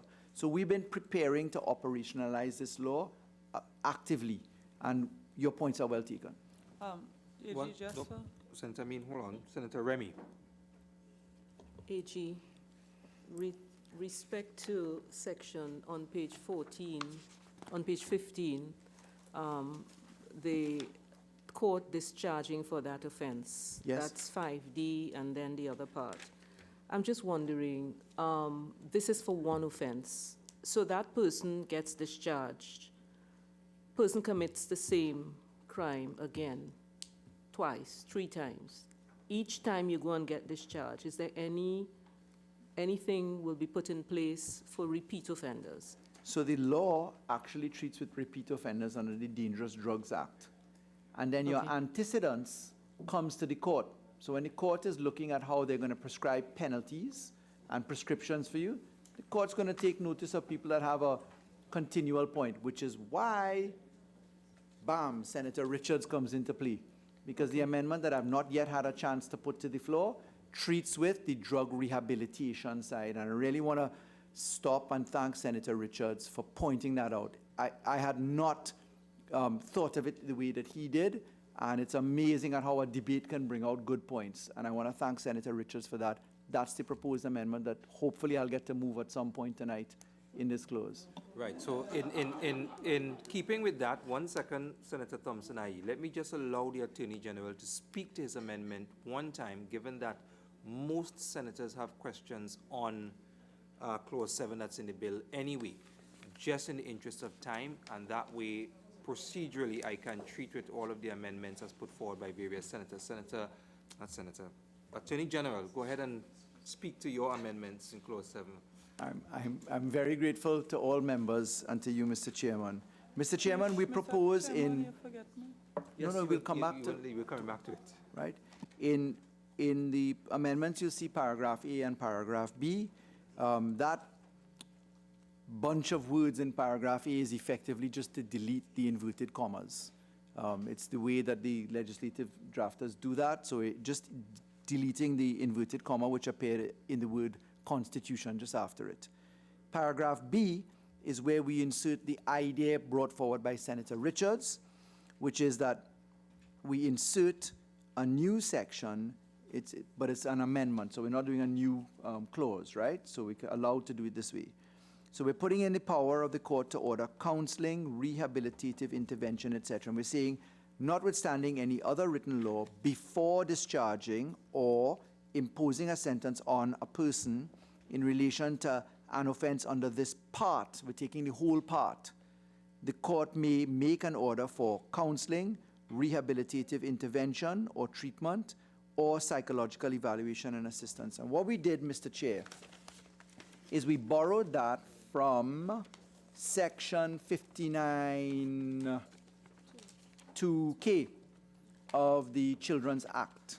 And section 59 2K says, and this is when we're treating with kids in the same bracket, that the court may make an order for counseling or other rehabilitative intervention or treatment or for psychological evaluation and resultant assistance. So what we did is we harmonized the advances that we made for children. Remember, we parked that in the Family and Children Division by creating a drug treatment arrangement there. We've added up services now.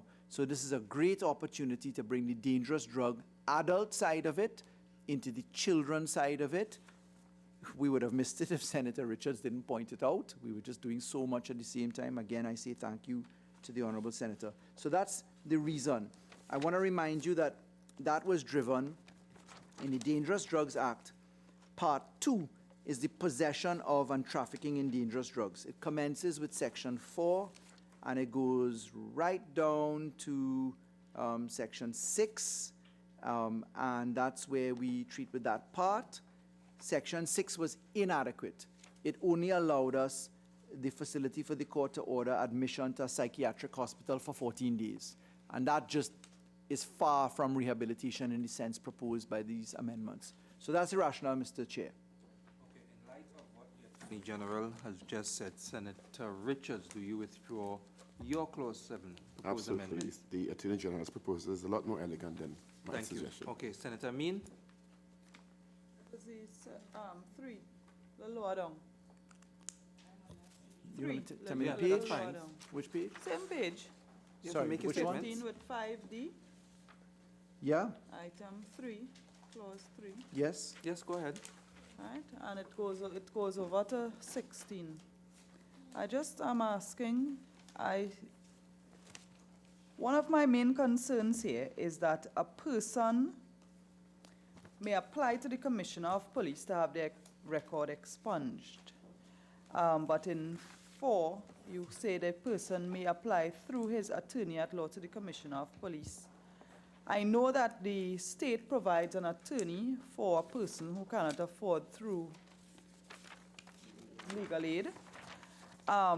But I am asking, if this is a situation where there are straightforward situations, can we have a provision for a person to not necessarily need an attorney to fill out a form, and because the prison has all the information or the prison's data, as you say, well in order, that there should be an option for a much simpler application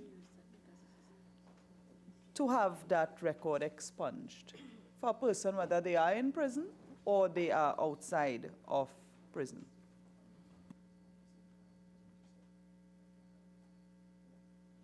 So, Honorable Senator, what drove, so may I be permitted to tell you what I understand your submission to be? In subclause 4, why attorney at law only, right? What about if you want to act in person, correct? Yes. Why go through the expense of an attorney at law? I think that's a great idea. It was driven, as we drafted it, because the process is already in place and the forms are drafted for attorney at law to do it. I think it's a great idea to allow you the facility to act in person if you wanted to do so.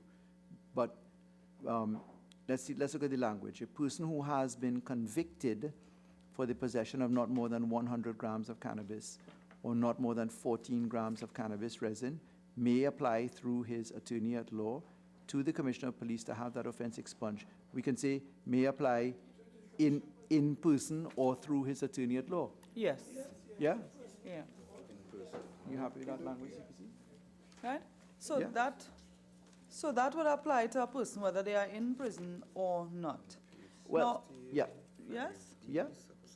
So my other concern stemming out of this, where a person is outside and they may have served the sentence or whatnot and they want to get the record expunged, that is clear.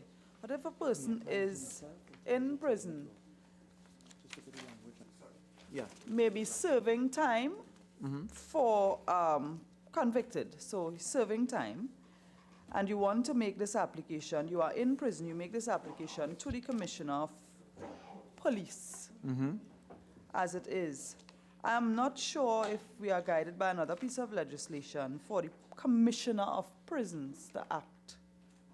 So the Commissioner of Prisons never acts on behalf. He'd be ultra vires if he sought to do that, because he can't act as the advocate for the person and be the Commissioner of Prisons. Oh. But prisoners will be informed, circulars will go out, the Prisons Authority will be informing particularly incarcerated people of that. Oh, no, sorry, if I may, just to correct you, if the application goes to the Commissioner of Police and he approves the offense to be expunged and so on, then the Commissioner of Prison should be acting on the advice or the decision of the Commissioner of Police for a person who is incarcerated, who is sentenced and serving a sentence for such an offense. So are you inquiring about the trigger? Let's say that person was there only for that. Yes. That the Commissioner of Prisons would say, well, okay, you're free to go. Is it that you're concerned about? Yes. Yeah, that will happen. So- But that will happen because, remember, the orders go back. The moment you're in prison, and let's say you're there for just this matter alone, and you are entitled to be discharged, right? Because, no, let's get to the conviction end. So let's look at subclause 3. Notwithstanding the provisions of Section 50K, police, any offense on the criminal record for person prior to the commencement of the act, so that's prior to, we're giving you Right. retrospectivity, shall be, automatically it's done, right? So if your certificate of character comes up and you see it there, you say, no, that's gone in law, don't put it there, and the Commissioner of Police would just look at Section 3 and say, well, that's gone. It's void, right? Subclause 4 says, a person who has been convicted for the possession of not more than 100 grams of cannabis, resident, etc., may apply through his, what we're going to say in person, by himself or through Or his the attorney at Commissioner law, of right? Police, right. So this happens and the Commissioner approves the record being expunged. So CPC. What informs the Commissioner of Prison to let this man go? So, number one, we know the Commissioner of Prisons keeps a record of everybody who is there and for what. 2, the person will know that they're there for that as well. So there's an equal mind, because we're going to issue notices inside of the prisons, etc. What we propose to capture what you're saying is that we'll just delete the words through his attorney at law.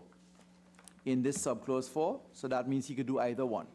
Yes, I agree with that part. I think we have I agreed on that. understand what you're saying. What I'm What is the trigger asking- to cause the person to get out? Right. Will the Commissioner of Prisons have something in his hand to say you're free to go? Isn't that your point? Yes, this is Okay. separate from 4, where you have in person or through an attorney. I- That applies for a person who is outside already or a person who is inside. I'm asking now specifically for a person who is inside. What triggers after the Commissioner of Police approves? I just said that 3 times. I understand your point. Right. The mischief you're driving at is for the man who is in jail, who now has nothing on his record by virtue of this law. How will he know that he ought to go out? What happens if he misses the boat? He didn't know. Will somebody be alerting the unsuspecting person or alerting the person who's prison. not informed? The prisons will be informed. They have their records. There are 3,000 odd people in prison, including remandees. There are about 2,500 people in prison. We know what they're there for, every offense that they're there for. So that record has been prepared already, and we'll be methodically going through it. The prison will also be informing people who are in prison. If any of you all take notice, this is the position.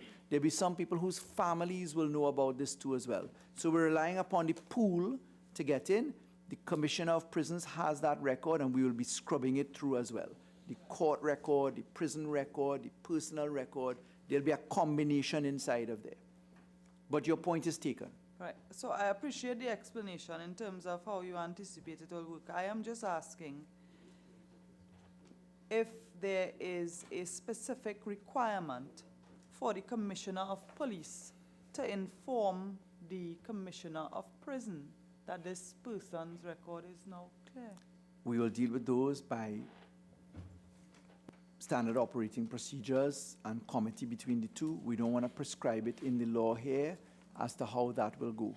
There is the ability for the minister to So- make regulations Right, under so section 57(1). I am trying for there to be an obligation for the Commissioner of Prison to inform the Commissioner of The reason why we won't do that is then we're going to expose the state to judicial review, damages, Well, I want the state to positions, be et cetera. responsible, Mr. Attorney General. Yeah, I want if the Commissioner of Police gives an approval, that the All right, state, that the, Mr. Chair. that the Okay. Yeah. prison No, is obligated, Yep. that the prison Commissioner of Police is obligated to inform the Commissioner of Prisons.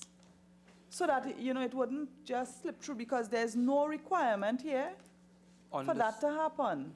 So understanding both points coming from Senator Mean and the Attorney General, I think that there is an impasse in the sense that he's answered exactly what the mischief is, and Senator Mean is indicating exactly what she's trying to drive at.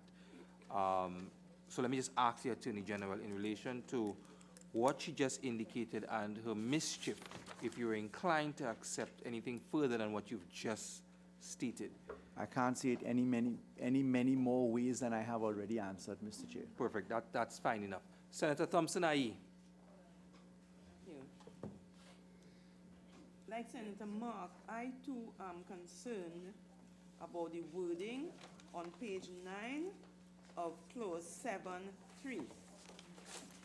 Now, there are many women who manage and supervise bars. Some of them are very tough. Some of them aren't. I find that the words shall ensure are strong words. It's all very well and good for the Attorney General to say call the police. The reality of it is you call the police, many times the police do not come. I'm asking therefore that instead of using the word ensure, you can put the word require, because it becomes very soft at the end of that clause, may remove or evict. I don't think it's going to do too much damage if you change, and it will be in accord with the reality of life, shall require. Attorney General. So instead of ensure, change ensure to require? Require. What is the difference, respectfully? Just give me it again so I could capture it. All right.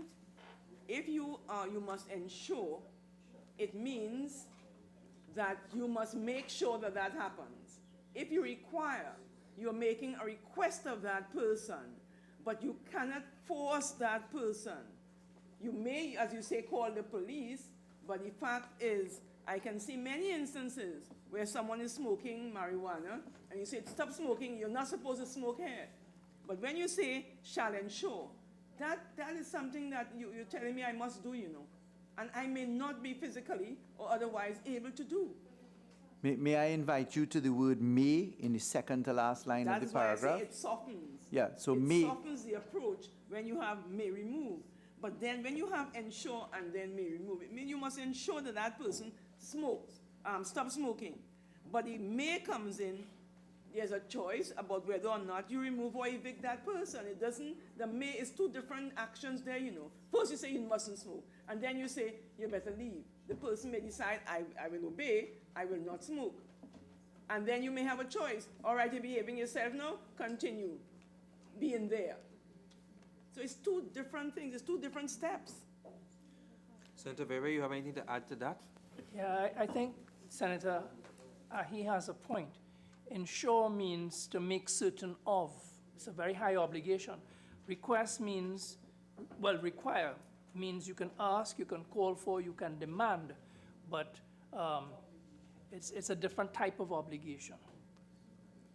I respectfully just don't see the difference between the two, you know. If I'm requiring you to do what I say, I'm asking you to ensure that it's done. You see, let me put it to you this way. The most important thing here is that there's no consequence if you don't do it. The only intention in this clause here is to give you the right to throw the person out, if you choose. That's why I invited the senator to the word may remove. So had I said you shall ensure or you shall require, and in default of that you will be guilty of an offense, well, then I could understand what Senator Thompson-Aye is saying. But we stop there. The shall ensure gives you the lawful authority if you want to throw somebody out. And that's why we put it that way. Let me ask you, if you put shall require, does it hurt the legislation, the provision in any way? But respectfully, what's the difference? Am I then going to get into an argument that when I threw you out, it's because it was softer that you didn't really have the authority to throw you out? Is it in the inverse? The words have meaning. Of course they do. So I accept that. The purpose of subclause 3 is to allow the person who chooses to evict someone to do it if they choose. And therefore you want to say, well, look, I have an obligation to ensure. And my obligation to ensure, which is higher, allows me under law, because when they come to tell me, well, look, you assaulted me, you're guilty of battery, you abused me, I need to say, well, I had a positive obligation to ensure that this happened. If I soften it to require now, am I not diluting the defense that the person has in those circumstances? No. I understand what you're saying, AG. I think we are looking at it from more the point of view that if there is a penal consequence for failing to ensure or to get that person out. And there's none. That would have been the significant. But since there's none, it really doesn't matter as much. I wanted to protect the person who chooses to throw the person out, to say, well, I had the obligation to ensure. Okay, so I think the merit of what Senator Aye was trying to put across has been answered by the Attorney General. So I'll move on to Senator Sobers. If I may, in your list of amendments, just how you read it, 5E, Yeah. just how you read it without pausing, suggests to me that somewhere deep down in your heart and soul, you know that comma shouldn't be there after the on. You went straight on, and that's how it should be read. So what is it doing there, sticking out like a sore thumb? I don't know. Sorry, would you guide me to where that is, please? Notwithstanding, I'll read it as you read it. Notwithstanding any other written law, before discharging or imposing a sentence on a person in relation to an offense under this part, the court may make an order for et cetera, et cetera, et cetera. That's how you read it, and that's how it's meant to be read. Okay, what so is that comma doing which comma, sorry, there's several of them. there? Really? After on? Oh, gosh, Senator. Sorry, after on. Oh, gosh. Yeah, 1019, sir. Right. On, sentence on. So, Mr. Chairman, we'll delete the comma after the word on, according to Senator. That's what I'm getting the point. CPC, to the back of me, is insisting that it stays. So it stays. So you're inclined to have it stay. And he's saying because it causes a...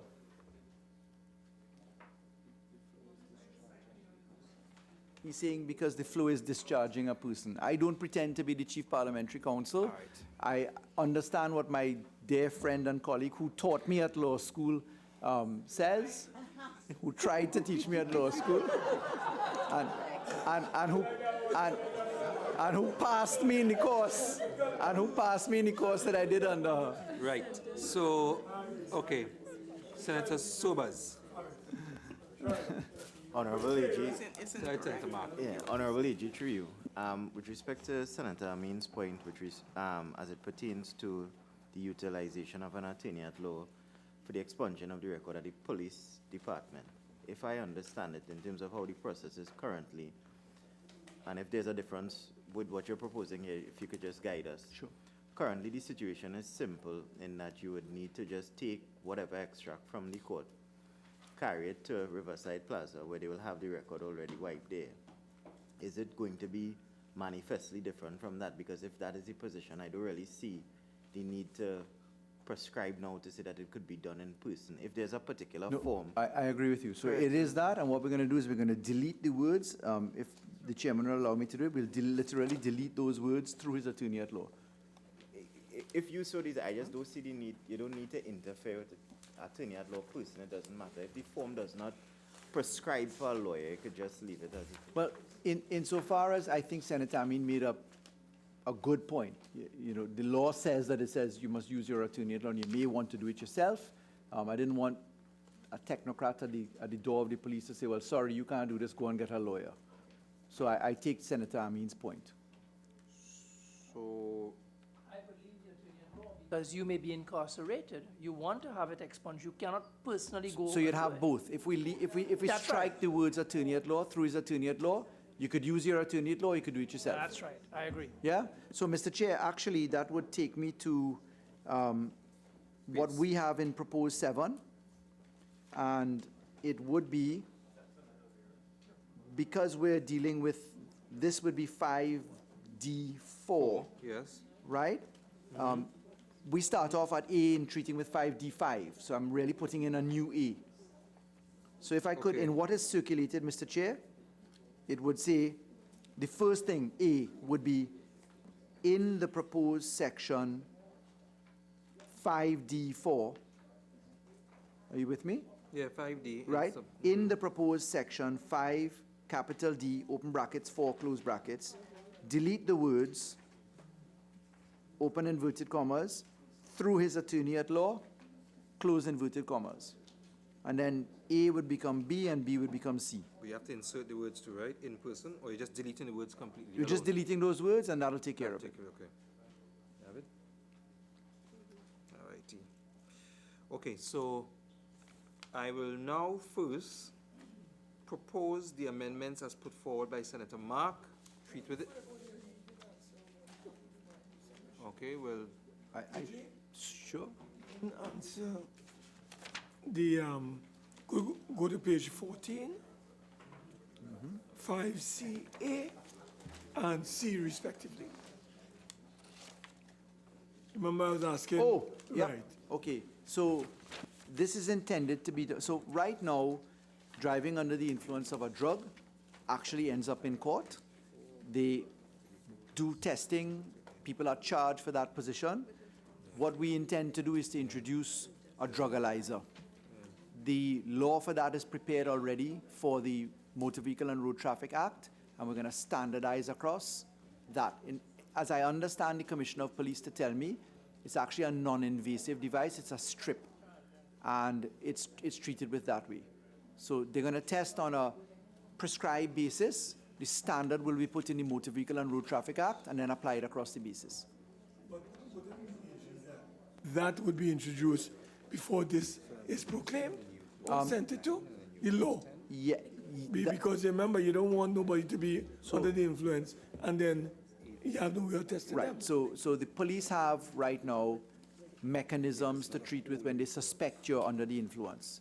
You're incapable of walking a straight line, you appear to be delirious, you're smelling of the substance. There are all of those presumptions. Before we got the breathalyzer, we used to do it the old school way, right? Walk the line, etc. So all of those things still apply in this circumstance. So whilst that drugalyzer catches up, there is still the ordinary way of treating with it. Okay? All right. So I shall now put the question for Senator Mark's amendment. And honorable senators, the question is that clause 7 be amended as circulated by Senator Mark. Those in favor say aye. Those against say no. No. I think the noes have it. I shall now put the question as proposed by the Honorable Attorney General. Honorable Senators, the question is that clause 7 be amended as circulated by the Attorney General and further amended to say, in the proposed section 5D, 4, delete the words through his attorney at law. That's correct. Those in favor say aye. Aye. Those against say no. I think the ayes have it. Honorable Senators, the question is that clause 7, as amended, now stand part of the bill. Those in favor say aye. Aye. Those against say no. I think the ayes have it. Clause 7, as amended, now stands part of the bill. Clause 8. Honorable Senators, the question is that clause 8 stand part of the bill. The question is that clause 8 now stand part of the bill. Those in favor say aye. Aye. Those against say no. I think the ayes have it. Clause 8 now stands part of the bill. Clause 9. The question is that clause 9 stand part of the bill. The question is that clause 9 now stand part of the bill. Those in favor say aye. Aye. Those against say no. I think the ayes have it. Clause 9 now stands part of the bill. New clause 8.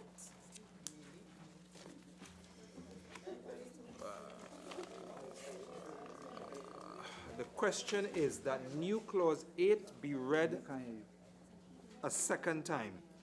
Those in favor say aye. Those against say no. No. Sorry, Mr. Chair. New clause 8 being read a second time. Sure. So I'll do it again. The question is that new clause 8 be read a second time. Those in favor say aye. Those against say no. No. I think the noes have it. What we say? That's what we're dealing with now. He's dealing with it now. That's what the chairman is putting to the floor now, that it be read a second time. And we're saying no.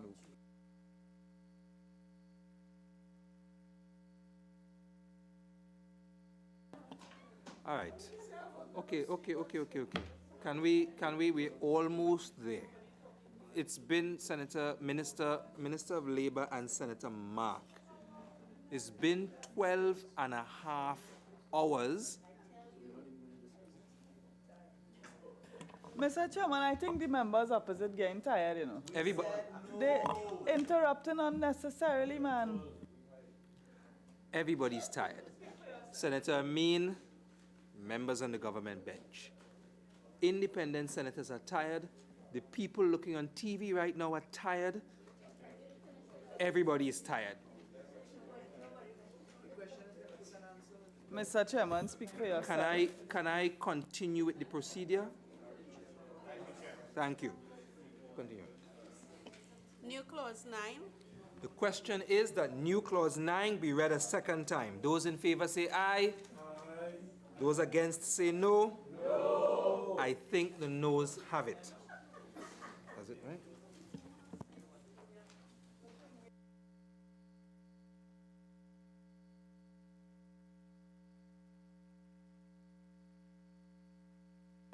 Honorable Senators, the question is that the bill, as amended, be now reported to the Senate. Those in favor say aye. Aye. Those against say no. I think the ayes have it. The bill as amended will now be reported to the Senate.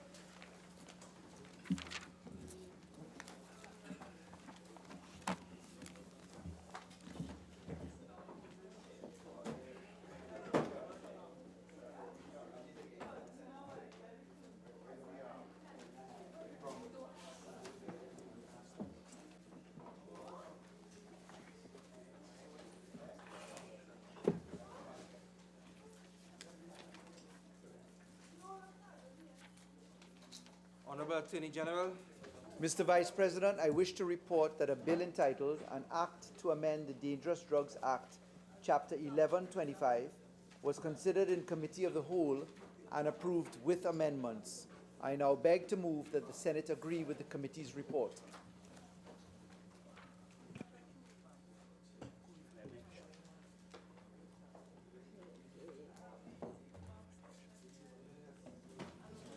Honorable Senators, the question is that this Senate agree with the committee's report on a bill entitled An Act to Amend the Dangerous Drugs Act, Chapter 1125. Those in favor say aye. Aye. Those against say no. I think the ayes have it.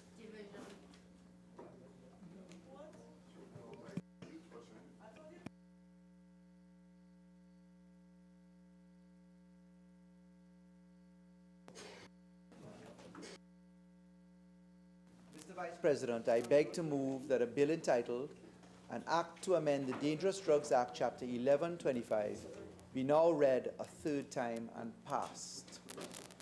Honorable Senators, the question is that a bill entitled An Act to Amend the Dangerous Drugs Act, Chapter 1125, be now read a third time and passed. Those in favor say aye.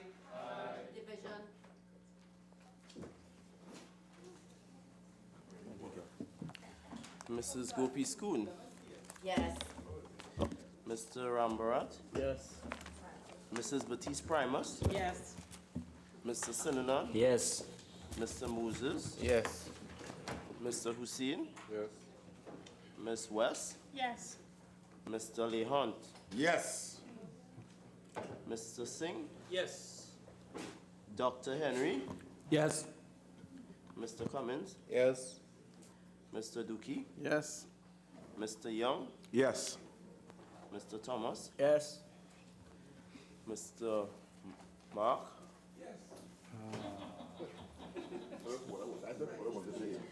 No problem. We said Ms. that in Haynes. advance. Yes. So we only. Ms. Amin. Ms. Amin. Yes. Mr. Obika. Yes. Mr. Sobers. Yes. Mr. Tripathi. Yes. Mr. Richards. Yes. I really wanted to hear. Mr. Vera. Yes. Dr. Dialsing. Yes. Ms. Dionarai. Yes. Ms. C. Prasad. Yes. Mr. Timal. Yes. Mrs. Thompson Aye. Yes. Dr. Dylan Remy. Abstain.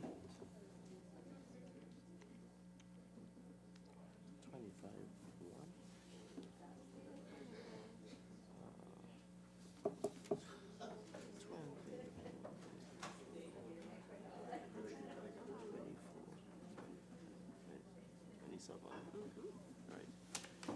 Mr. Vice President, the results of the division are as follows: 27 members voted for, no members voted against, and 1 member abstained.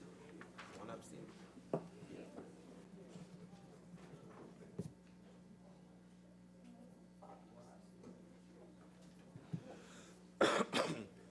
Honorable Senators, the results of the division are as follows: 27 for, 0 against, and 1 abstention. The bill is passed. A bill entitled An Act to Amend the Dangerous Drugs Act, Chapter 1125.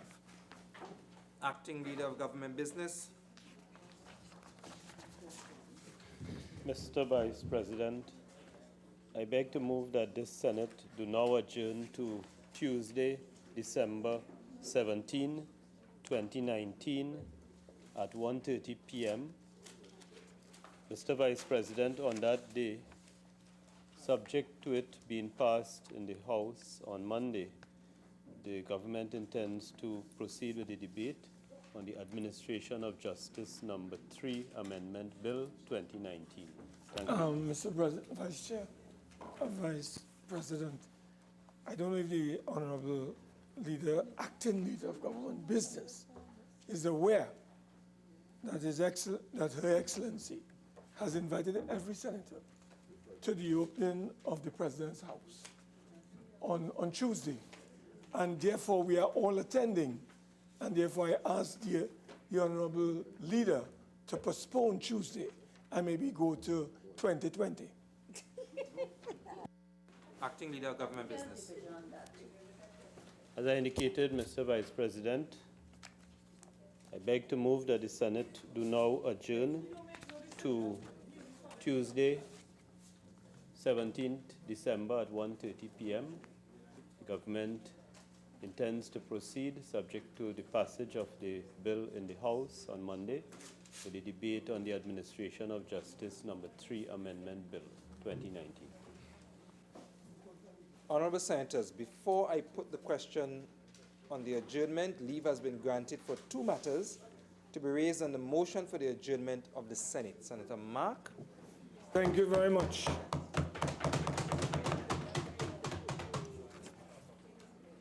Mr. Vice President, this first motion deals with the unsatisfactory conditions, unsatisfactory working conditions experienced by employees of the Port of Spain City Corporation. Mr. Vice President, the workers at the Port of Spain City Corporation have been laboring under some very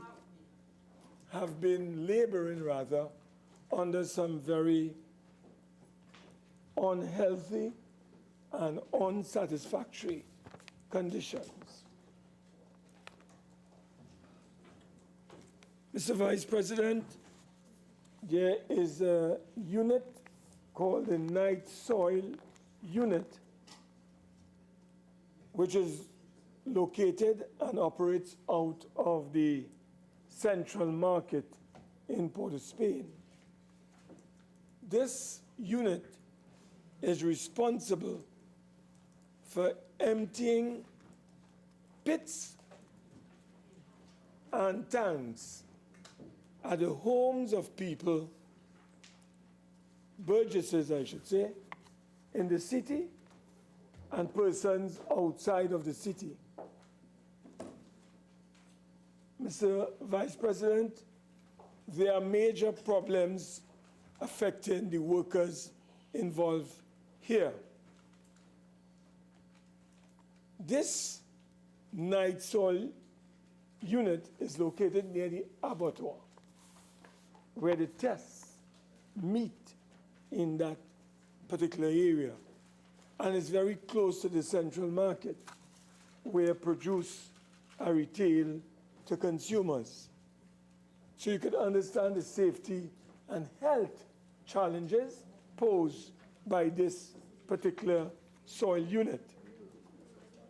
The workers have had major medical problems in that area, resulting in workers expiring upon their retirement. The poor working conditions, Mr. Vice President, is testimony to the hazard that these workers have to encounter on a daily basis. In spite of the workers communicating to the City Council and other institutions, the situation remains the same for the workers. Mr. Vice President, there's also the issue of the public health workers who operate or who are operating out of St. James.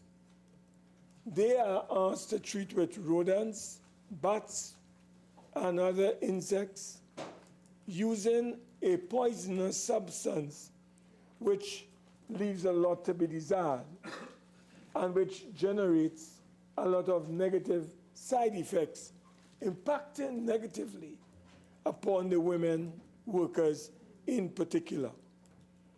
There is also, Mr. Vice President, the absence of any proper medical checkups. These workers are supposed to receive 2 medical checkups every year. To date, and for the last 2 years, these workers have not been receiving their regular annual medical checks. Down at the Transport and Cleansing Department, we have an overcrowding situation. We have also medical problems impacting upon workers.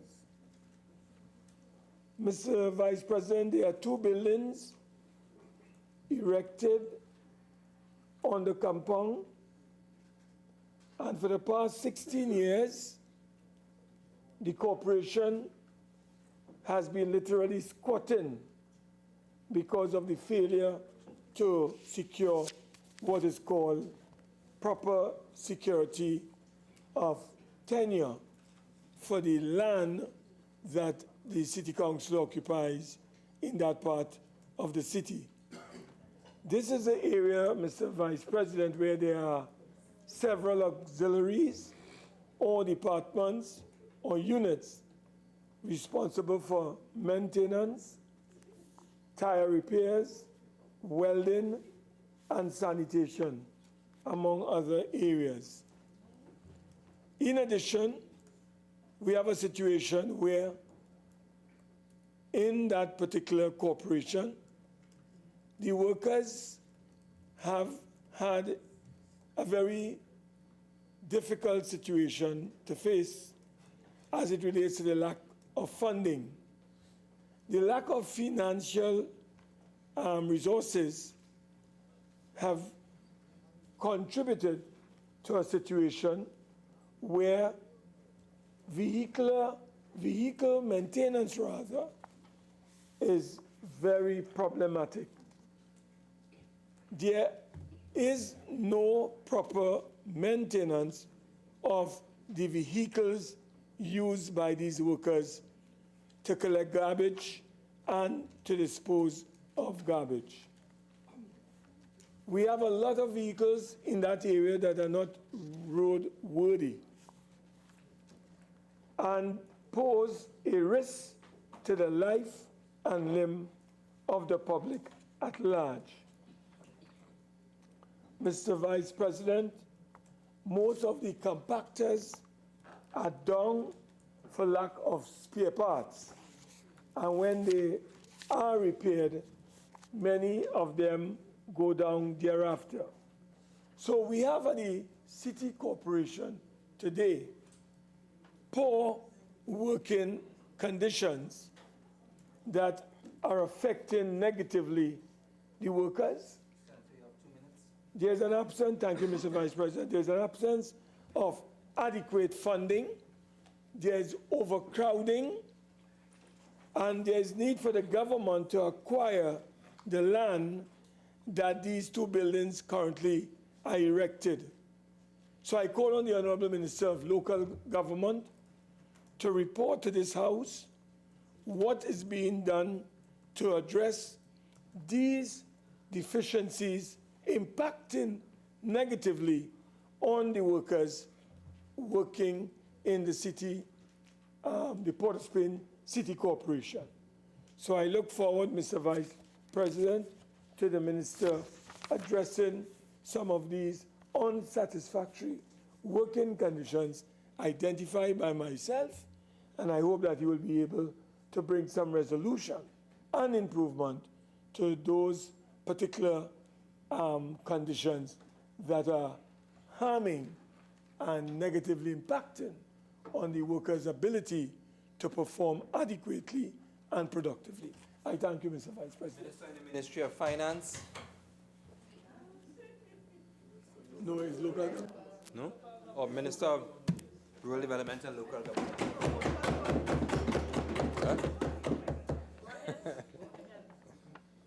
It's getting late, Mr. Vice President. Mr. Vice President, I wish to make a statement to this honorable House on the matter raised on the motion for the adjournment of this House relating to the failure of the government to address the issue of the unsatisfactory working condition being experienced by employees of the Port of Spain Corporation. Mr. Vice President, permit me to firstly indicate that this matter was raised in November 2018, in which I stated then and wish to reiterate now that the matter of working conditions faced by employees of any corporation falls in the first instance to the relevant corporation. The corporation, and in this case the Port of Spain City Corporation, through its administrative staff, is responsible for ensuring that conditions faced are appropriate for its employees to function and to carry out their important role in the national landscape. As such, please be assured that in addition to the various corporations carrying out their daily duties and responsibilities, maintenance, refurbishment, and other improvement works take place as a matter of course. That notwithstanding, where it is necessary for intervention at a higher level, Mr. Vice President, I stand willing and ready to intervene to assist any corporation in any venture that will resound to its effective operation in the interest of its burgesses. As Minister, I would have met with members of the Council and the administration of the Port of Spain Corporation, as well as the Union, and visited the Corporation's Transport and Cleansing Department in St. James to discuss the issue of working conditions at the Corporation. Mr. Vice President, the major issue highlighted at that time were the storage and placement of poisons at the public health unit, that's the insect vector, the procedures for the sanitizing of vehicles from the night soil section, and challenging working conditions at the Transport and Cleansing Department. Mr. Vice President, deliberate strides have been made in terms of devising and implementing alternative solutions for the storage of poison at the public health unit. I have been reliably advised that the corporation continues to assiduously pursue the approval of the Commissioner of State Lands to facilitate the construction of a building to house both the public health unit and the transport cleansing unit department. Additionally, Mr. Vice President, with respect to the issue of the procedures for the sanitizing of the vehicles from the night soil section, plans are moving ahead to provide a suitable space to facilitate this activity. Mr. Vice President, let me emphasize that the Ministry remains committed to working with the relevant agencies to enable the implementation of desired long-term solution. In the interim, workable short-term solutions continue to be explored and implemented. Mr. Vice President, in November 2018, when this matter was first raised, I would have reported that a memorandum of understanding was signed between the Vehicle Management Corporation of Trinidad and Tobago and the Port of Spain Corporation, which included training of employees in fleet management. Employees of the corporation would be trained in 2019-2020 fiscal, and the upgrade works at the corporation's Transport and Cleansing Department, which first commenced in fiscal 2018-2019, would continue in this current fiscal year. On a final note, Mr. Vice President, having functioned at various levels at a corporation, I have given the workers at the Transport and Cleansing Department the assurance, and I also give this esteemed House the assurance of my continued interest and involvement in advancing towards full resolution of the challenges being faced. Thank you. Thank you, Mr. Vice President. Mr. Vice President, the second matter, motion rather, deals with rather, the need for the government to provide the Senate with some explanation on its decision to engage Scotiabank to conduct an auction of several of the non-operational assets of Petroltrin. Mr. Vice President, in a Reuters article dated March 12, 2019, and headed Trinidad Petroleum secures new bank loans as bond repayment looms, Trinidad and Tobago was informed by this international news agency that the government of this country, through the Trinidad Petroleum Holdings, was in discussion with a number of banks in the United States, from the Cayman Islands, from Panama, aimed at raising loans amounting to US $1.4 billion in an effort to deal with the looming US 850 US bond maturing in August of 2019 and affecting the then Petroltrin. This article, among other things, mentioned, and I quote, another cost-saving measure the Trinidad Petroleum involves the Trinidad Petroleum Holding engagement of Scotiabank to oversee a sale of its refinery. Now, we are seeking clarification this evening from the government as to what was the role of Scotiabank in this whole transaction involving the sellout of Petroltrin. They sell out Petroltrin, close it down, and they had Scotiabank being one of their friends, being responsible for the sale, as we understand it, of several of this former flagship company non-operational assets. So we would like the government to explain to this Parliament and to the people of Trinidad and Tobago, how did they choose Scotiabank?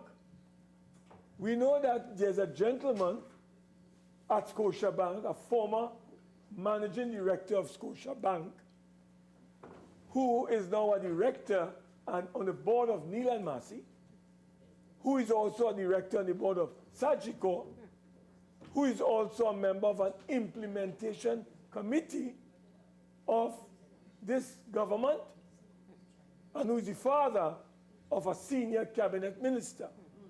So we would like to know what process was involved in this selection of Scotiabank to deal with the disposal of the non-operational assets of this very important flagship company, which has been shut down by this government. Now, Mr.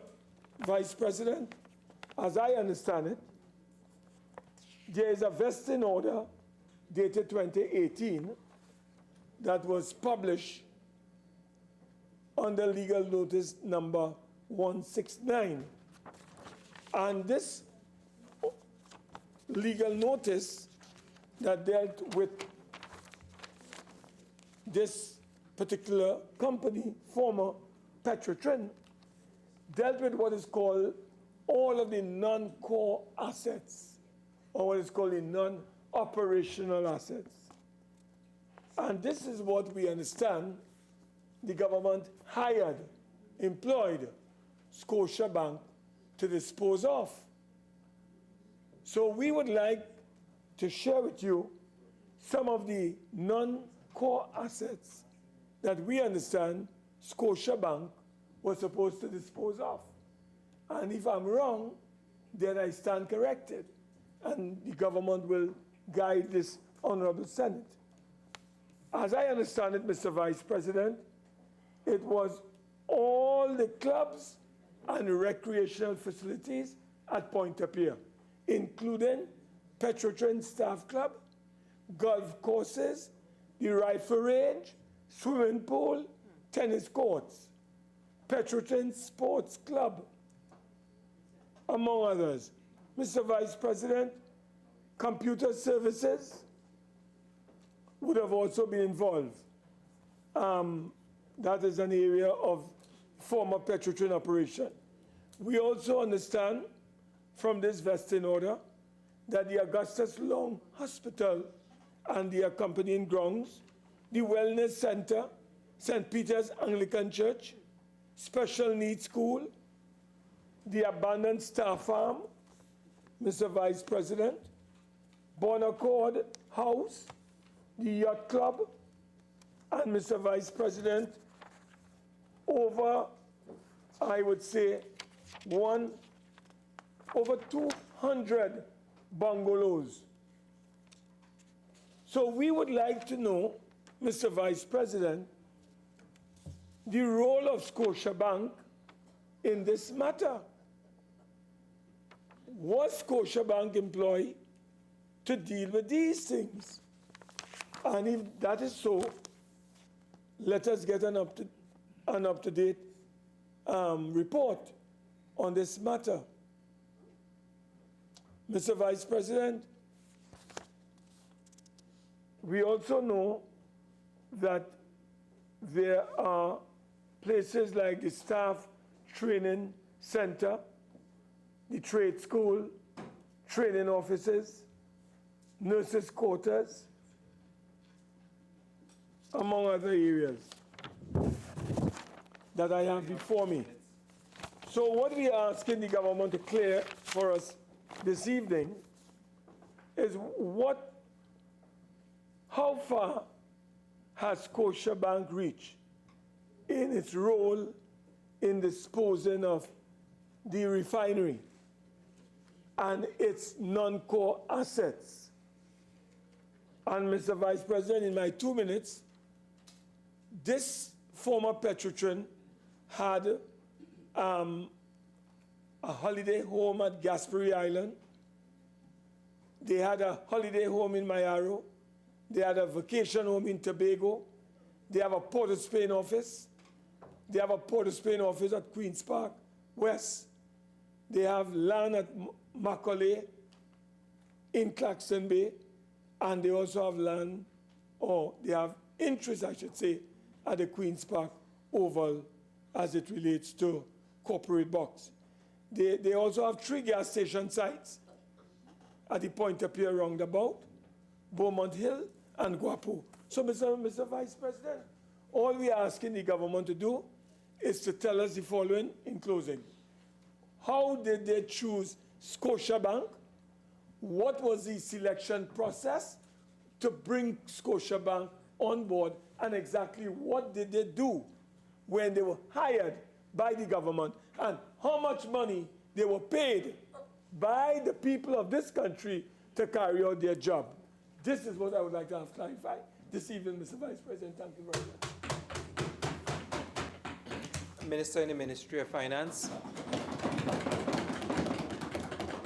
Thank you, Mr. Vice President. Mr. Vice President, once again, Senator Marcus rumbled on a motion that has no basis in either fact or truth. For the relief of my long-suffering colleagues, I will merely say to you that neither Scotiabank nor any other financial institution nor any other company has been engaged to auction or dispose of the non-core assets for Petroltrin. I thank you, Mr. Vice President.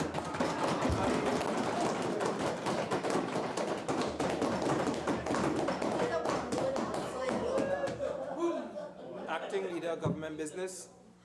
Mr. Vice President,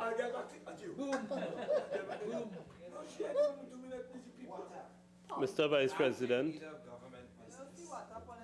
I crave your indulgence to We're trying to actually adjourn the House, but like you all want to stay till 1 o'clock in the morning. I would like to call on the Acting Leader of Government Business so he can do his procedure. Acting Leader of Government Business. Thank you, Mr. Vice President. Mr. Vice President, I crave your indulgence to amend the motion I moved earlier.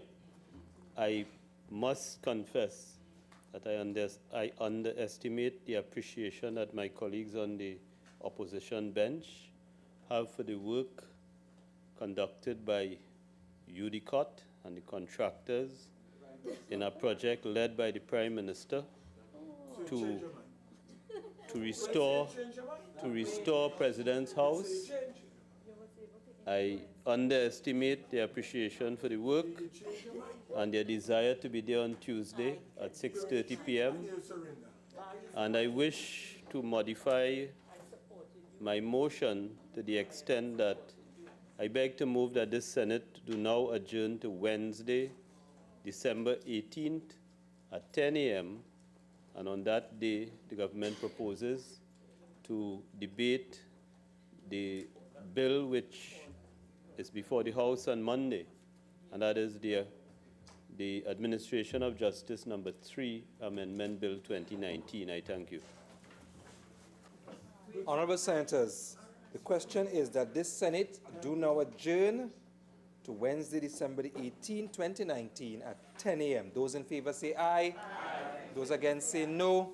I think the ayes have it. The Senate now stands adjourned to Wednesday, the 18th of December, 2019 at 10 a.m.